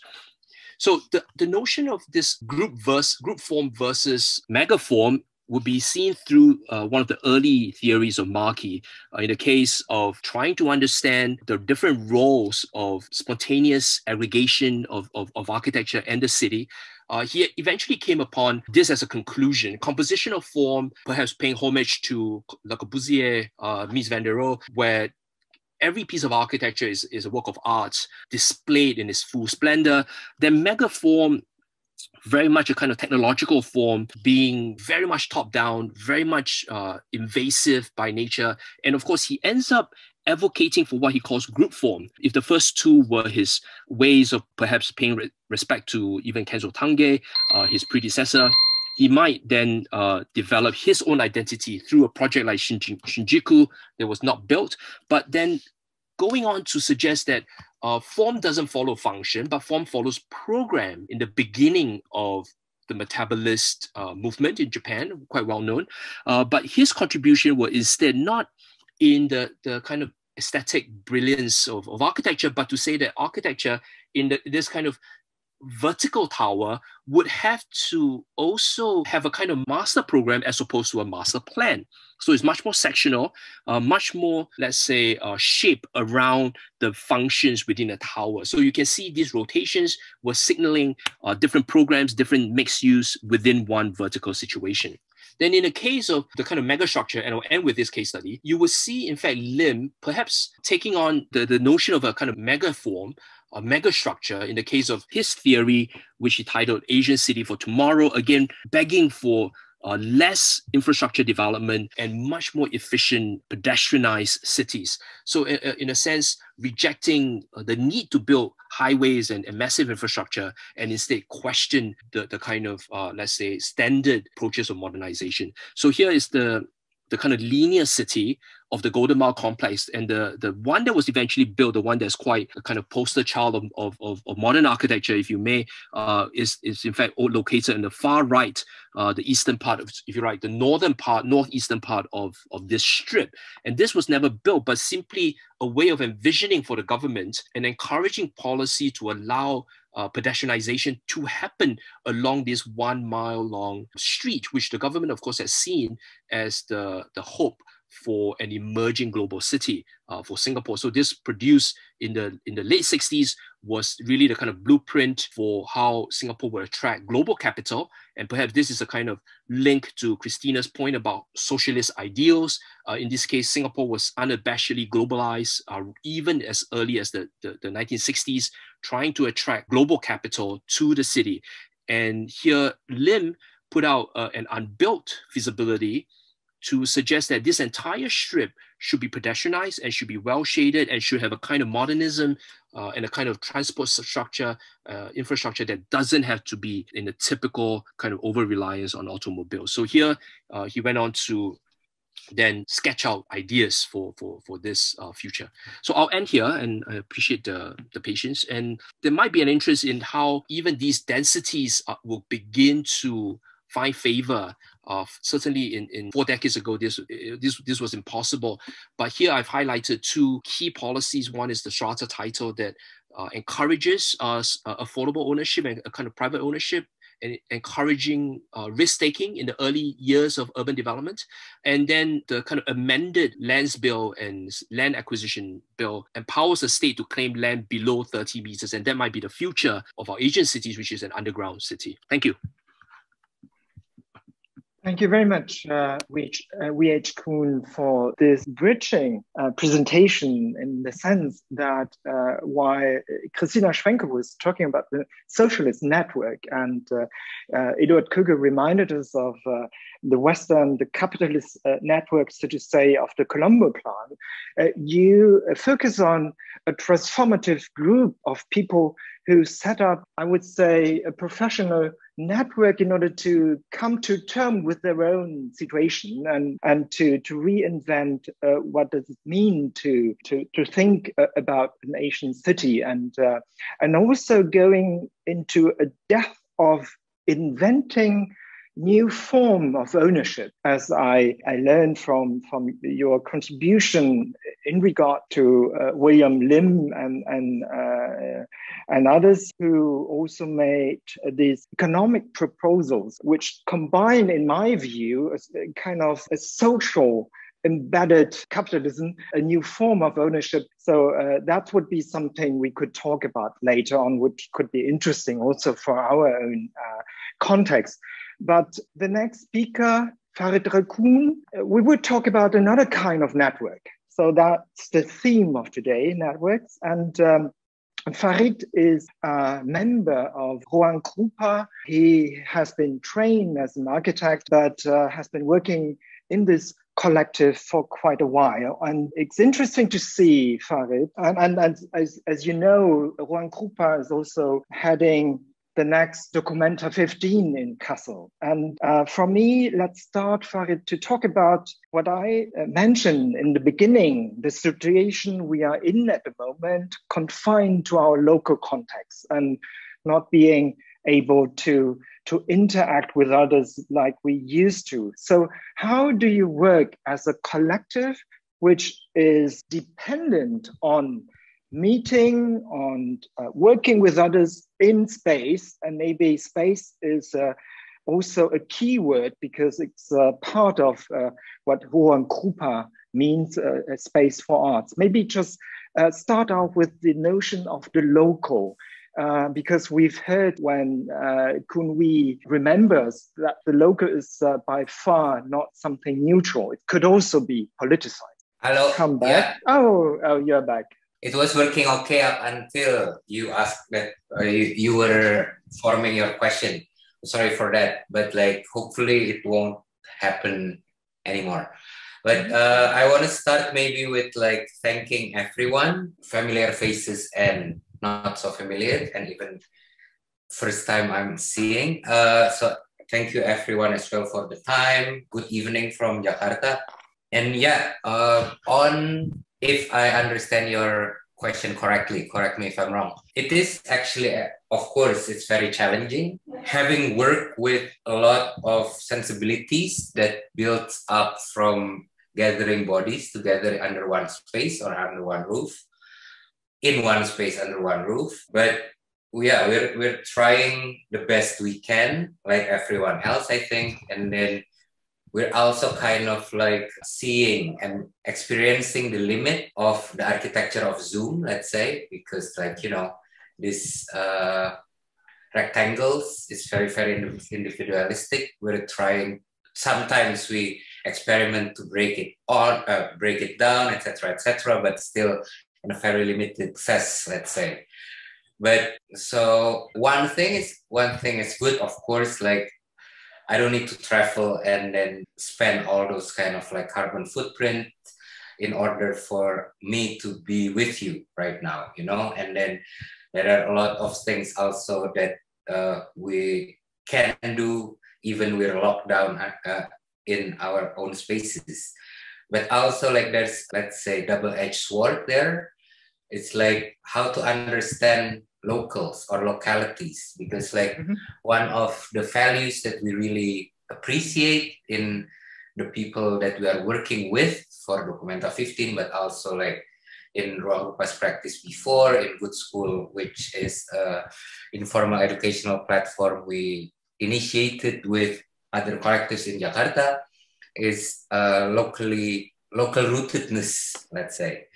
And then under the pandemic, it has proven as well, it has been proven that a lot of this type of practices like ours in the Western context can be understood as alternative, but in context like ours, we're never alternative because the mainstream is not that strong to begin with. It's like we are safe, like our practices is actually being sustained and saved under these challenging times by being local. So practices that actually survive their kind of the challenges that is imposed upon them is the one that's actually functioning for the larger ecosystem where they're at. So not autonomous, you know. From artistic background, I think like that's also like a constant argument that we have. It's like we like to see that the type of art that's not autonomous actually, that actually like functioning in different levels and layers in society, let's say. Maybe I'll stop there first. I hope I understand your question correctly. Yes, I mean, that's a good starting point, but still, as a practice who tried to be rooted, let's talk a bit about the Good School as a principle, as a method. How do you think will this kind of practice evolve after the pandemic? Yeah, thank you very much. In the issue, actually, it's kind of like refreshing for me, at least, because it's a conversation between me and the editors, let's say, of this issue. It was refreshing to be asked Good School as a method from an architectural point of view, because I don't think it has been an entry point from a lot of people that want to understand us, and also even for ourselves to argue, you know, to argue about our practice. But like I touched upon, for example, like the limitation of if we have to go digital, like a lot of people right now, the digital, if we understand that the space of Zoom, for example, as architecture as well, that limit of rectangles, that limit of like, it's clear as well that it's made for meetings to kind of like to facilitate meetings, which means like productive moments. It's kind of like clear that it's not really working for us because we as you know, working collectively, I would say it's not the magic pill for a lot of type of working, especially when it's about being effective and efficient, because we waste a lot of time. We kind of like also try to understand each other, not only professionally, but also personally, all those kind of stuff. So it's not being facilitated that well with the options, the digital options that we have right now. So what we're trying to do is actually to play with it and then to experiment with it, because we have been talking about that option a long time to make us more digital so we can share to other contexts. That's not, we don't have to ask everyone to come to Jakarta to experience us, all those kind of stuff. But during the pandemic, it's been accelerated, that need, let's say. And then the challenges have been like very blatant. So Good School is trying to make or to translate our sensibilities and to our understanding of space as well to the digital platform. But it's still in the process. So I don't know. My ability to share about it maybe is still limited because there are a lot of like question marks still, let's say. Mm-hmm. But maybe more concrete in terms of the documenta. How do you develop the rootedness you want to engage with for the documenta? And I followed the press, for example, and there were questioning where's the art. So maybe we can jump right into it and ask where's the art in the practice of ruang rupa? For us, art is never silo, like, so it's never standing by itself, so it's never autonomous, or at least we can be, but like at least for us the interesting part of art is when it's working for more people than the artists, the curators, the institution, the art institutions, all those kind of stuff, you know. But like for our neighbors who never understand or never went to school and understand art in a properly artistic way, let's say, in quotation mark, the proper. But like the understanding of local can be understood in multiple ways. One is how we extend the invitations to imagine how Documenta 15 could be, for just like, you know, an addition of Documenta that can be understood and functioning differently. So how could Castle can be a node that actually connected to other contexts. So not like only as a place to show and represent issues, let's say, but practically, also maybe economically, conceptually, all those kind of stuff can feed back to us in Indonesia, but also to other partners that we are working with from Mali, Colombia, Hungary, of course, Germany itself, etc., etc. How to make sure that it has a lot of like invisible work, which is not kind of like, it's kind of like difficult or even impossible to aestheticize. So to understand it as like, you know, an artistic experience. But for us, it's kind of like, it's needed. So it's not only about representing certain values or representing activism, for example, you know, but doing it. So, and by doing it, like, let's take an example of value of care, you know, like, because a lot of, at least in the artistic realm, like care is being talked about, or maintenance work, you know, like all those kind of stuff. But a lot of times it's like talked about and represented, becoming a discursive subject, but practicing it as actually kind of like the next step for us, or it's actually the only step that makes sense for us. Instead of talking about or representing about, just like practicing it directly and then talk about it later, or find ways to talk about it later, let's say. Mm-hmm. Maybe we can link it back again to the topic of this symposium, which is about how to deal with modernism. And you are quite critical with the concept of the modernism, as you can read in the interview, but maybe to make it more rooted.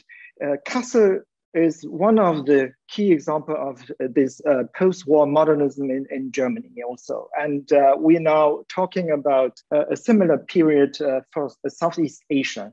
How do you engage in both sides, in Kassel and also in Jakarta, with the idea of modernism, whereas in Indonesia, as I understood you, the modernism was always like part of a more national discourse. And this is what makes it maybe a bit difficult. And how do you deal with this heritage of the modern?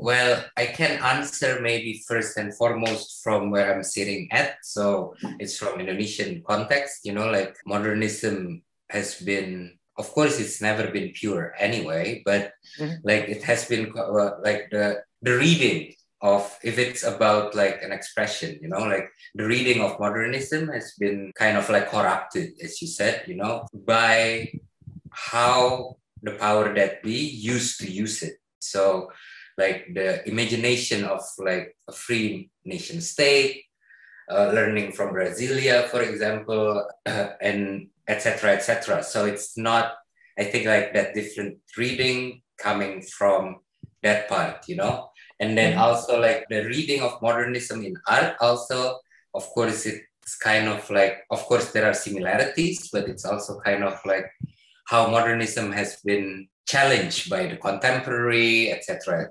But so that's another layer that's kind of like complicate that reading.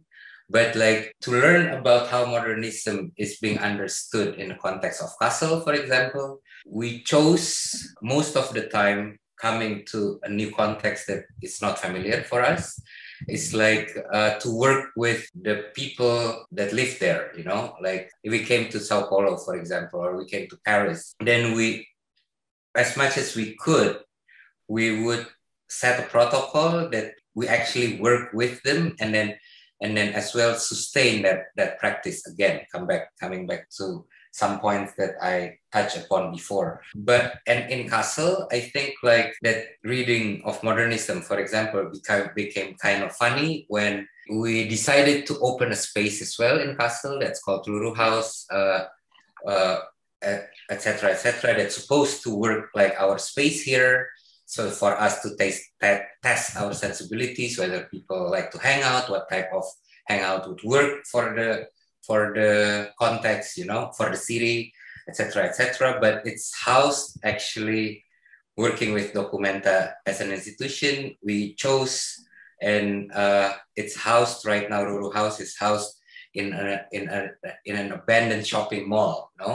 So I think like it's not directly providing an answer, but maybe it's actually kind of like more complicate and confuse how we could read certain type of spaces, But one thing that we like to say, maybe it's kind of like what we fight for, at least, is a lot of cosmological or cosmologies and worldviews that actually kind of like can be revisited, and then a lot of them came before modernism, even like before colonialism, like.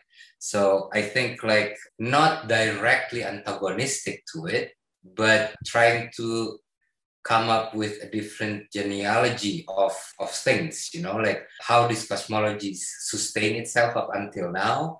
And maybe modernism is something that they circumnavigate instead of like trying to answer or trying to headbutt directly.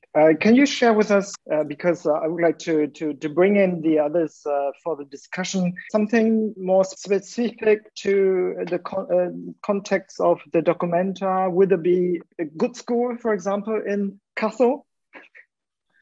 Yeah, good school will be in Kassel. I think like good school, like this, we have like a regular program, for example, like it's yearly where we ask for like participants to join us and learn how to become a collective, how to build ecosystem together, all those kind of stuff. And then this year, Good School was founded in the end of 2018. So right now we have our third batch. Our fourth batch will be the first time will become like not only for Indonesian, but also for other people coming out from Indonesian context. And then, so it's a road too. But the fifth batch actually are going to be for the 100 days in Kassel. So that's how at least Good School understood it for now. And then there are a lot of like understanding of usually exhibition share spaces, no? Like the resource that the artists share are spaces. We're also like starting to play with the notion of time that we can share maybe, you know? So if an artist have a radio station, for example, so for 1 day or two, or even like half day or couple of hours, then the whole thing can be that radio station for one artist or artist collective, you know? Good School can become an agent for ZKU, for example, and the other way around. Someone from Brito, from Bangladesh, from Dhaka, Bangladesh can function as something for Good School for a couple of hours as well. So that kind of concepts we are trying to play with as well, because like our partners are starting, or Lumbung members are starting to come up with practical ideas now, proposals of projects, etc. So, and then we're finding out ways to make them happen. Yeah, that kind of stuff I think like will happen. So if you come, you don't need to necessarily come in the opening of Documenta, for example, to understand it fully, but you can come anywhere, anytime during the 100 days, and then you will always understand different things anyway. So there's no such thing as one truth, let's say, of what Documenta 15 could be read as. Maybe it's time to bring in the others, because we are already over this schedule.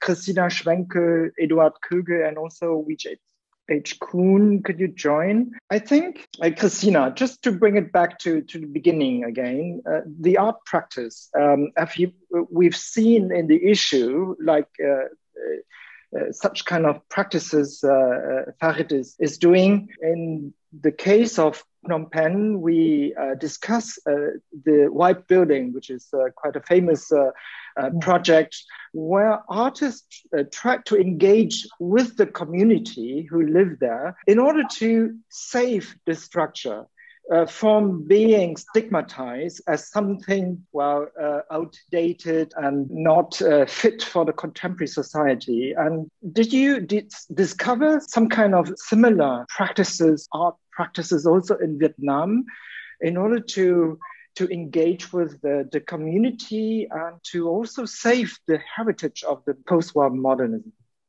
Yeah, that's a great question, and very interesting to compare it to the White House in Phnom Penh, which was recently demolished. As I mentioned, the buildings that were at the center of my conversation, half of them have been now taken down, and they've been replaced with a kind of new form of modernism. That's actually been very successful in keeping the most vulnerable populations who were living in the housing before in the city center, right? And that's a whole different story in and of itself. But I do think it's important when we're talking about these kinds of new creations, these new kinds of forms of urban development. People are putting up all these great Vietnamese architects, to be thinking about the ways in which contemporary architecture, modernist and postmodernist architecture is very much founded on, ideologies of land accumulation that leads to dispossession, right? And continually pushing more vulnerable populations out to the urban edges. So yes, when the conversation came up around urban redevelopment, it's, created all forms of, political agency, political participation, civic participation to demand that these buildings remain. And this did not involve, the question that you're asking me. I think this did not involve artists and architects from outside that community. It did involve architects who were involved at that moment in time, right, that saw and argued for thinking about socialist architecture as heritage. And that's a very interesting conversation. And that's also taking place right now in Hanoi around a big project called Hanoi Ad Hoc, which is also thinking about what do we do with this kind of industrial infrastructures, right? And many of these industrial infrastructures, for example, were also, built through these kinds of technology transfers. How do we think of industrial infrastructures as architecture and as modernist architecture that needs to be saved and that needs to be seen as heritage, especially in the face of gentrification, right? Where, similar to what's happening in Beijing and elsewhere, taking these spaces that have these very interesting kinds of socialist alliance histories and then turning into, art studios, turning them into new housing, etc. But what's interesting also there is the argument wasn't necessarily that the buildings themselves, as architectural heritage, have value in and of themselves, right? The argument was that the buildings represent a history that needs to be remembered, that is a history of solidarity between East Germany and Vietnam. And that was the argument that was put forward. The removal of these buildings will erase that very important history, which in other ways has already been omitted from the diplomatic kind of history, as well as, names of the technical schools, as names of hospitals that East Germany built. Like all these different forms of infrastructure have then been renamed, right, to take out the GDR and to change it into, German friendship hospitals, for example. So it's also a real call not to forget, right, this socialist past and what that kind of solidarity did to, recreate this environment. V.H. Kuhn, it's quite interesting to see that in different contexts, like the socialist Vietnam, but also in Singapore, with a totally different political system, modernism is quite under attack, but from maybe different perspective. And we are also having this conversation and also this project in order to reevaluate the heritage of the postmodern architecture. Do you see in the case of Singapore with like top-down social welfare state where the housing policy is quite developed, similar discussions in terms of how to build up a more civil society bottom-up approach in order to see the bigger picture of what heritage we have with the modernism in Asia?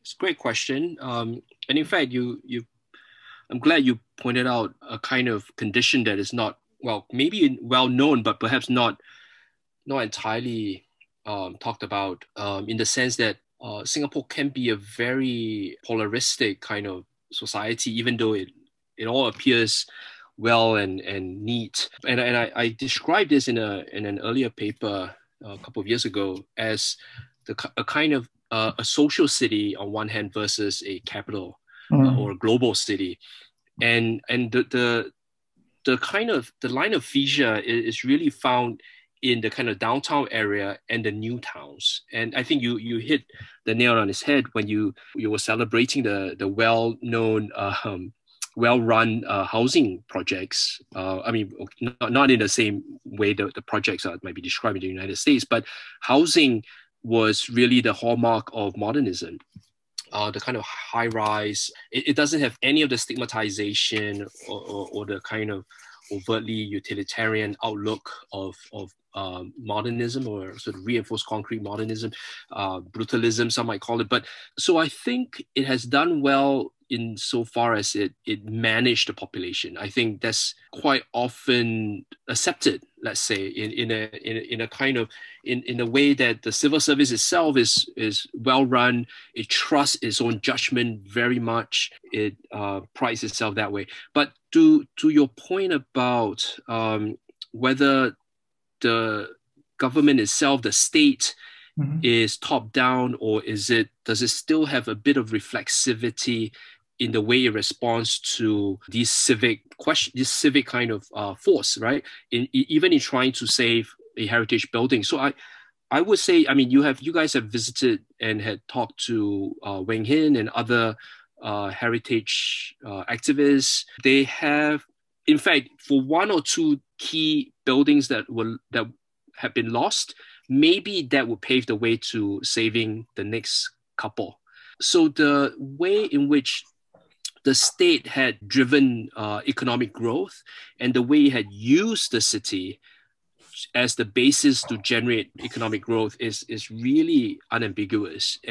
But in terms of, just to give you some insights, in terms of the statutory hierarchies, imagine all of civil service are ranked. Would the urban development, the URA stronghold, be stronger than the housing development board? No. This kind of social apparatus still ranks top. So the government is still keen to keep its people happy, more so than, let's say, making money. But yet the city is becoming very expensive. Gentrification is everywhere. They would readily tear down any building that doesn't make money, right? So yes, I think what you're saying, perhaps even in the case of the Golden Mile complex, is a kind of emerging civic space, a kind of, maybe to echo Farid's sort of body of work, is to use event as the core generator of value. So value is not found in the asset, but found in the event. Activism actually relies on that a lot, and even Christina talked about that too, using a kind of civic participation to push back against the state or push back against powers that be, whether it's capitalist or other kinds of power. So yes, I think it is gaining a kind of traction. And I might just end by saying that there's another kind of creature that might rear its ugly head, and I think it's really in the background of a lot of what we're saying. That is, in Singapore, the problematic of national interest is very, very, very, very, ranks very high, and it's rather severe to my mind in the way it leads to decision making. Anything that can be couched under nationalism and the promotion of national identity can actually become productive. So I've seen, for example, the saving of, let's say, the Golden Mile complex as a modern heritage can be couched under the kind of nation building, the first set of private land sales that then generated the kind of image of the global city. And that is seen as a kind of cultural milieu that then means songwriting, literature, buildings that were produced at that time can all be saved under the kind of banner of national identity. And that would go quite far for a small city state like Singapore, because it's always in crisis, always terrified of its own short history, and always needing to re-engage the population to assure and sort of reassure us that we are a nation. It's quite interesting because Uta Mehta-Bauer, the director of the Center for Contemporary Art in Singapore, also touches on the problematic of the nationalist arguments in Singapore. But maybe, Eduard, just to bring you in this discussion, you've talked to Tay Kang Soon about the transformation. And it seems to me, I mean, we quoted him, architecture doesn't play a role, that there is no sentiment towards what have been built, but he was more engaged in a vision for the future of Singapore, transform it into a network of knowledge. So how do you see the discussion on the architectural heritage, the cultural heritage, in this context of evaluating the transformation more than anything else? Well, maybe it is not so much about cultural heritage in the case of Singapore, as far as the discussion is going, but it is rather starting to discuss about the economic value as well as the ecologic value of existing structures. And the questions how you can reprogram them for future ideas. And I mean, in the case of Tay Kang Soon, he was arguing that his old buildings, they serve the purpose, for instance, People Park Complex or Golden Mile Complex, in the time when they were built. But right now, he wasn't sure that it is a good idea to save them, because he says, maybe it's better to demolish it and rebuild something what is really useful. In his point of view, the young generation in Singapore is afraid of the future, and therefore they are not able to move, investigate something new. In his point of view, it is necessary to set up a new structure that allows people to come from outside and learn together with the Singaporeans how to form a better future, whatever that means, but in his case, it was more about networking than about physical structures. And he was arguing, to demolish especially this idea about the compound and relocate the compound into a structure which is connected throughout the city and allows also the knowledge to flow, not only within Singapore, but also beyond national borders in order to play a role within the whole region. He said that from his perspective, a cultural heritage is not so important if we look into the future. It is rather important to have the right or the appropriated structures that allow a new beginning all time. So it should never stop. And in his point of view, right now, the young generation is in a state where they do not try to figure out new things. Maybe one more question from my side, and I would like you also to engage with each other.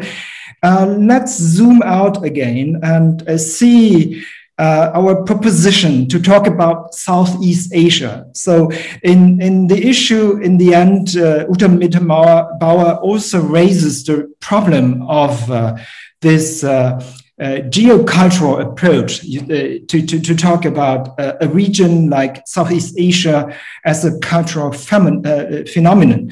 So maybe Farid, how much do you experience in your work as a collective, the engagement with other collectives and other kind of practices within the wider region of Southeast Asia?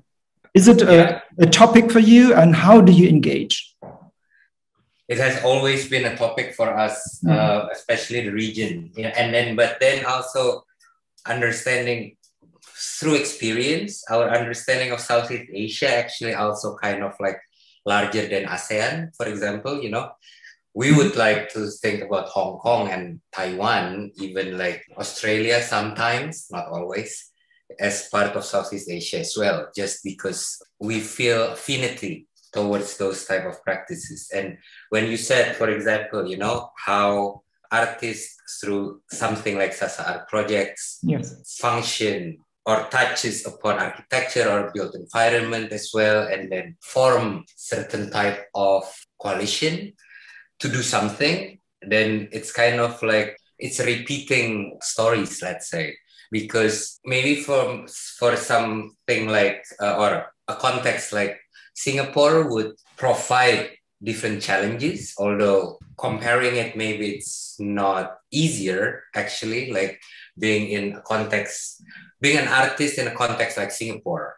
Myself, I have to be honest, I cannot imagine, but because it's very, very different, the state and then the understanding of the state, etc., it's kind of like, it's really tough, actually, as well. Like when we first met in Berlin for this project, for example, it was also a repeating moment then that I met someone from Myanmar, which I would have loved to met somewhere else, but I had to meet them in Berlin, So I think like physical geographies is one, but also like the logics of funding would be another thing, and the ease for us to meet. Of course, like the introduction of budget airline changed a lot of things in the art scene, at least for us to go to Singapore, to Thailand, to Vietnam, all those kind of stuff. It's comparably doable, which it wasn't before. And then also there's no uniting language. The fact that we don't have one united. I can understand Malaysian and some Singaporeans, but it's not always, you know, majority are not connected through one kind of language. It's kind of like make it difficult. One anecdote that I want to share, maybe it's kind of funny, when we're trying to find a partner to work with for a documenta from Southeast Asia, it's one of the most difficult contexts that we need to think about, or because we knew them kind of better than other contexts. The one that we kind of like have the most difficult is actually Indonesia itself. Because in order to think about sustainability and sustained practice, then it's kind of like, because we knew a lot of things and experienced it, that experience actually kind of like also act as a barrier a lot of times. Kun we, are there any networks at the moment you see which could be seen in the tradition of APEC or the Singapore Planning and Urban Research Group, in the sense that, I mean, just looking at it, it's extraordinary, the energy and the transnational collaboration which took place in this time. Do you see any development at the moment which could instigate an emerging practice in Southeast Asia? I actually like Farid's kind of candid remark about following the money. So in a sense, funding is quite central to how we understand ecosystems as well. So, and I'm under no illusion that this generation of post-war architects were still a kind of European or British and American education hanging over their heads. And the fact that they came from a very, very privileged background, each and every one of them, and their architecture might well be a hobby. Difference, I would say they're entirely independent, almost anti-institutional. Kinds of networks that we might have today, I think, are increasingly bound to institutions. Private networks and professional networks are very weak. They're all very busy getting jobs. And I find that, of course, to be quite sad, but I think the reality of how research groups are being funded these days are very much driven towards innovation and what comes out of it and who can be competitive in those situations. So I think we're maybe less and less independent, even as scholars. I hesitate to say no, but I do know of informal groups that would just hang out, but the level of discourse and output may not be that great. And to be fair, APEC's output is not great either. They had maybe one symposium with the United Nations University in Tokyo, and that Process magazine, there's no archive to speak of. They didn't so much produce, they were independently very prolific, but as a group, I gained an interest in them because I was interested in the question of discourse, whether Asian had that capacity, let's say Asian scholars and Asian thinkers and historians would have that same capacity to pull together debates and tendencies that could become the kind of mainstay of our knowledge base. So for example, I was postulating if these sort of 60s, these architects that came out in the 60s had the same questions that the Team 10 architects were asking. And then Markey went on to sort of half joke about whether APEC was the Team 10 of Asia. But then I'm still desperately trying to piece together the literature for it. It's about documentation, it's about the events of meeting, the symposia, the publications, and so on. So which group is actively doing that and producing a particular intellectual space? I don't know. Maybe, do you think SEAM is doing that? Or at least might purport to do that. So I might leave it at that. Maybe we have to wrap up. Christina, how is the situation in Vietnam? Because I'm curious because Vietnam was not part of this issue because we already did 2 issues on Vietnam. But do you see any development which could be seen in a wider region? I mean, in the context of the arts, they are connected, but in the other fields, do you see any developments which could be interesting for us to look at?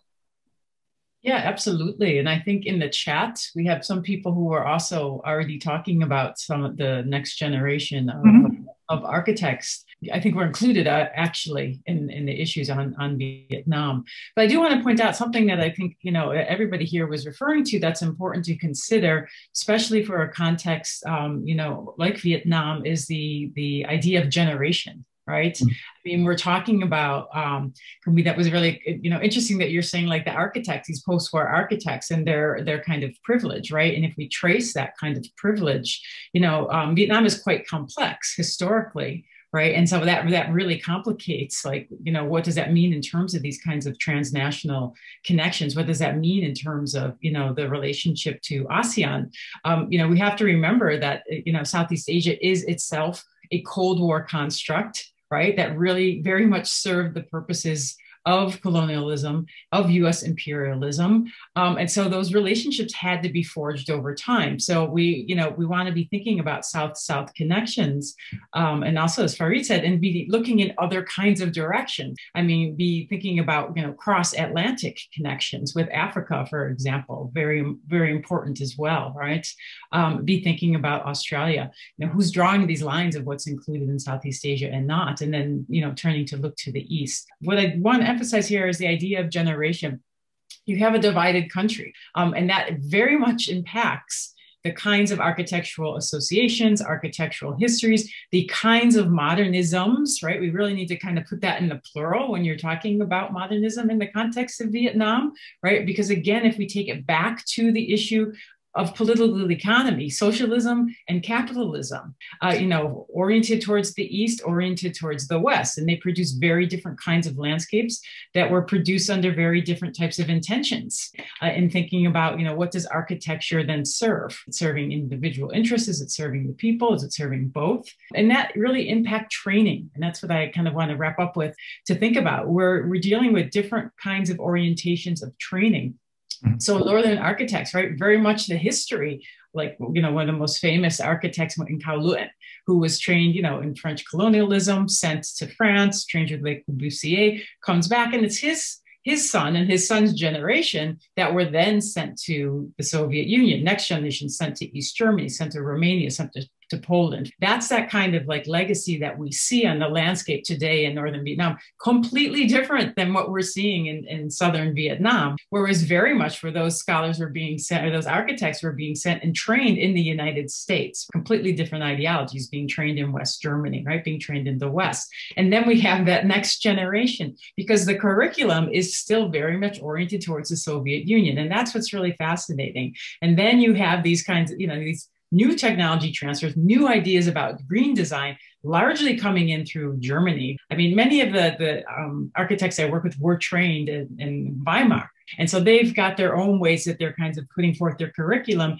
that's now being built on with new architects from Germany coming in with their green design. So you have this way in which you have these hybrid kinds of traditions emerging in the next generation as they too grapple with these new ways in which, you know, of speculation and of really grappling with questions of green design and architecture, you know, for who? Actually, I mean, the question of education and training was part of your presentation, Eduard, and also for me it raises the question: how do we grow out of our own educators and to set up a new independent view on the world? And as in the case of the controversies between Lim and Julius Posner, I saw a kind of this becoming independent and taking a stance also in the terms of what criticism could do. But to end the discussion maybe and ask also the audience to join in and ask questions. Eduard, after engaging with the project for a few years now, and Farid mentioned it, and also Kunwi. What kind of agency or possibilities do you see in such kind of projects you've been also part of creating by bringing people together and starting a conversation? What kind of new networks could it instigate? Well, I mean, networks are probably not so easy to establish, and as it was already said, it depends on funding and all this sort of stuff. But I think it is really important to look from your foreign perspective onto these things which happen elsewhere. And with your foreign perspective, you sometimes can ask a different question than those asked locally. And this can provoke discourse. And of course, I mean, such things happen. And this is also my position. I mean, I cannot jump out of my skin. So I have my own education and my own knowledge with me. And so I try to ask my questions from this perspective, and ask also myself what can be transferred from a foreign situation into, for instance, a German context. You know, what can provoke a discussion? What can be useful to discuss in order to get a step further? I mean, if we go back, 50 years or 60 years in the 1950s, 60s, there was always this idea of progress and to bring progress to other countries and to other regions in the world. And today we do have to ask what progress is, and whether the Western perspective of progress is really something that is something good. I mean, there are many questions behind that, and we should really look into productions in, for instance, Asia, and to discuss them in the light of what happens in our own environment, in order to find new approaches to our own problems. And I think in the same way, we should also discuss this on an eye level with the partners, for instance, in Southeast Asia. Thank you very much. Are there any questions from the audience? Have you selected some? I didn't follow the chat. No? If not, shall we wrap up and say thank you to you all for the fascinating input and presentations and discussion and all the energy you put into this project. Thank you very much also to Sally Belo, Moritz Henning, Eduard Kögel, Christian Hiller again for this endeavor and for having us also as a partner in this project. And I really look forward for the discussion following the issue, because that's always what it's all about, that we bring in a new discussion and hope that people will join in and make it more diverse. So thank you very much also Farid Kunwi and Christina Schwenkel for their contribution today, and also for their contribution in the Press issues. Anything else you want to add? No, from the organizers? If not, I would like to thank you too. make a short announcement of the next part of this symposium series. So the next online symposium is on Friday, June the 11th. And the topic is about the present of modernity. So you could find all the information on the project site of Contested Modernities.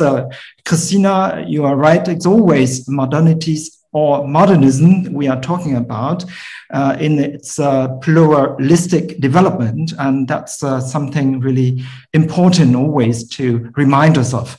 And so with that, I would like to thank you for joining us as also audience and participants today. And I look forward for the next steps. Thank you very much. Thank you very, very much. Bye. Bye. Bye.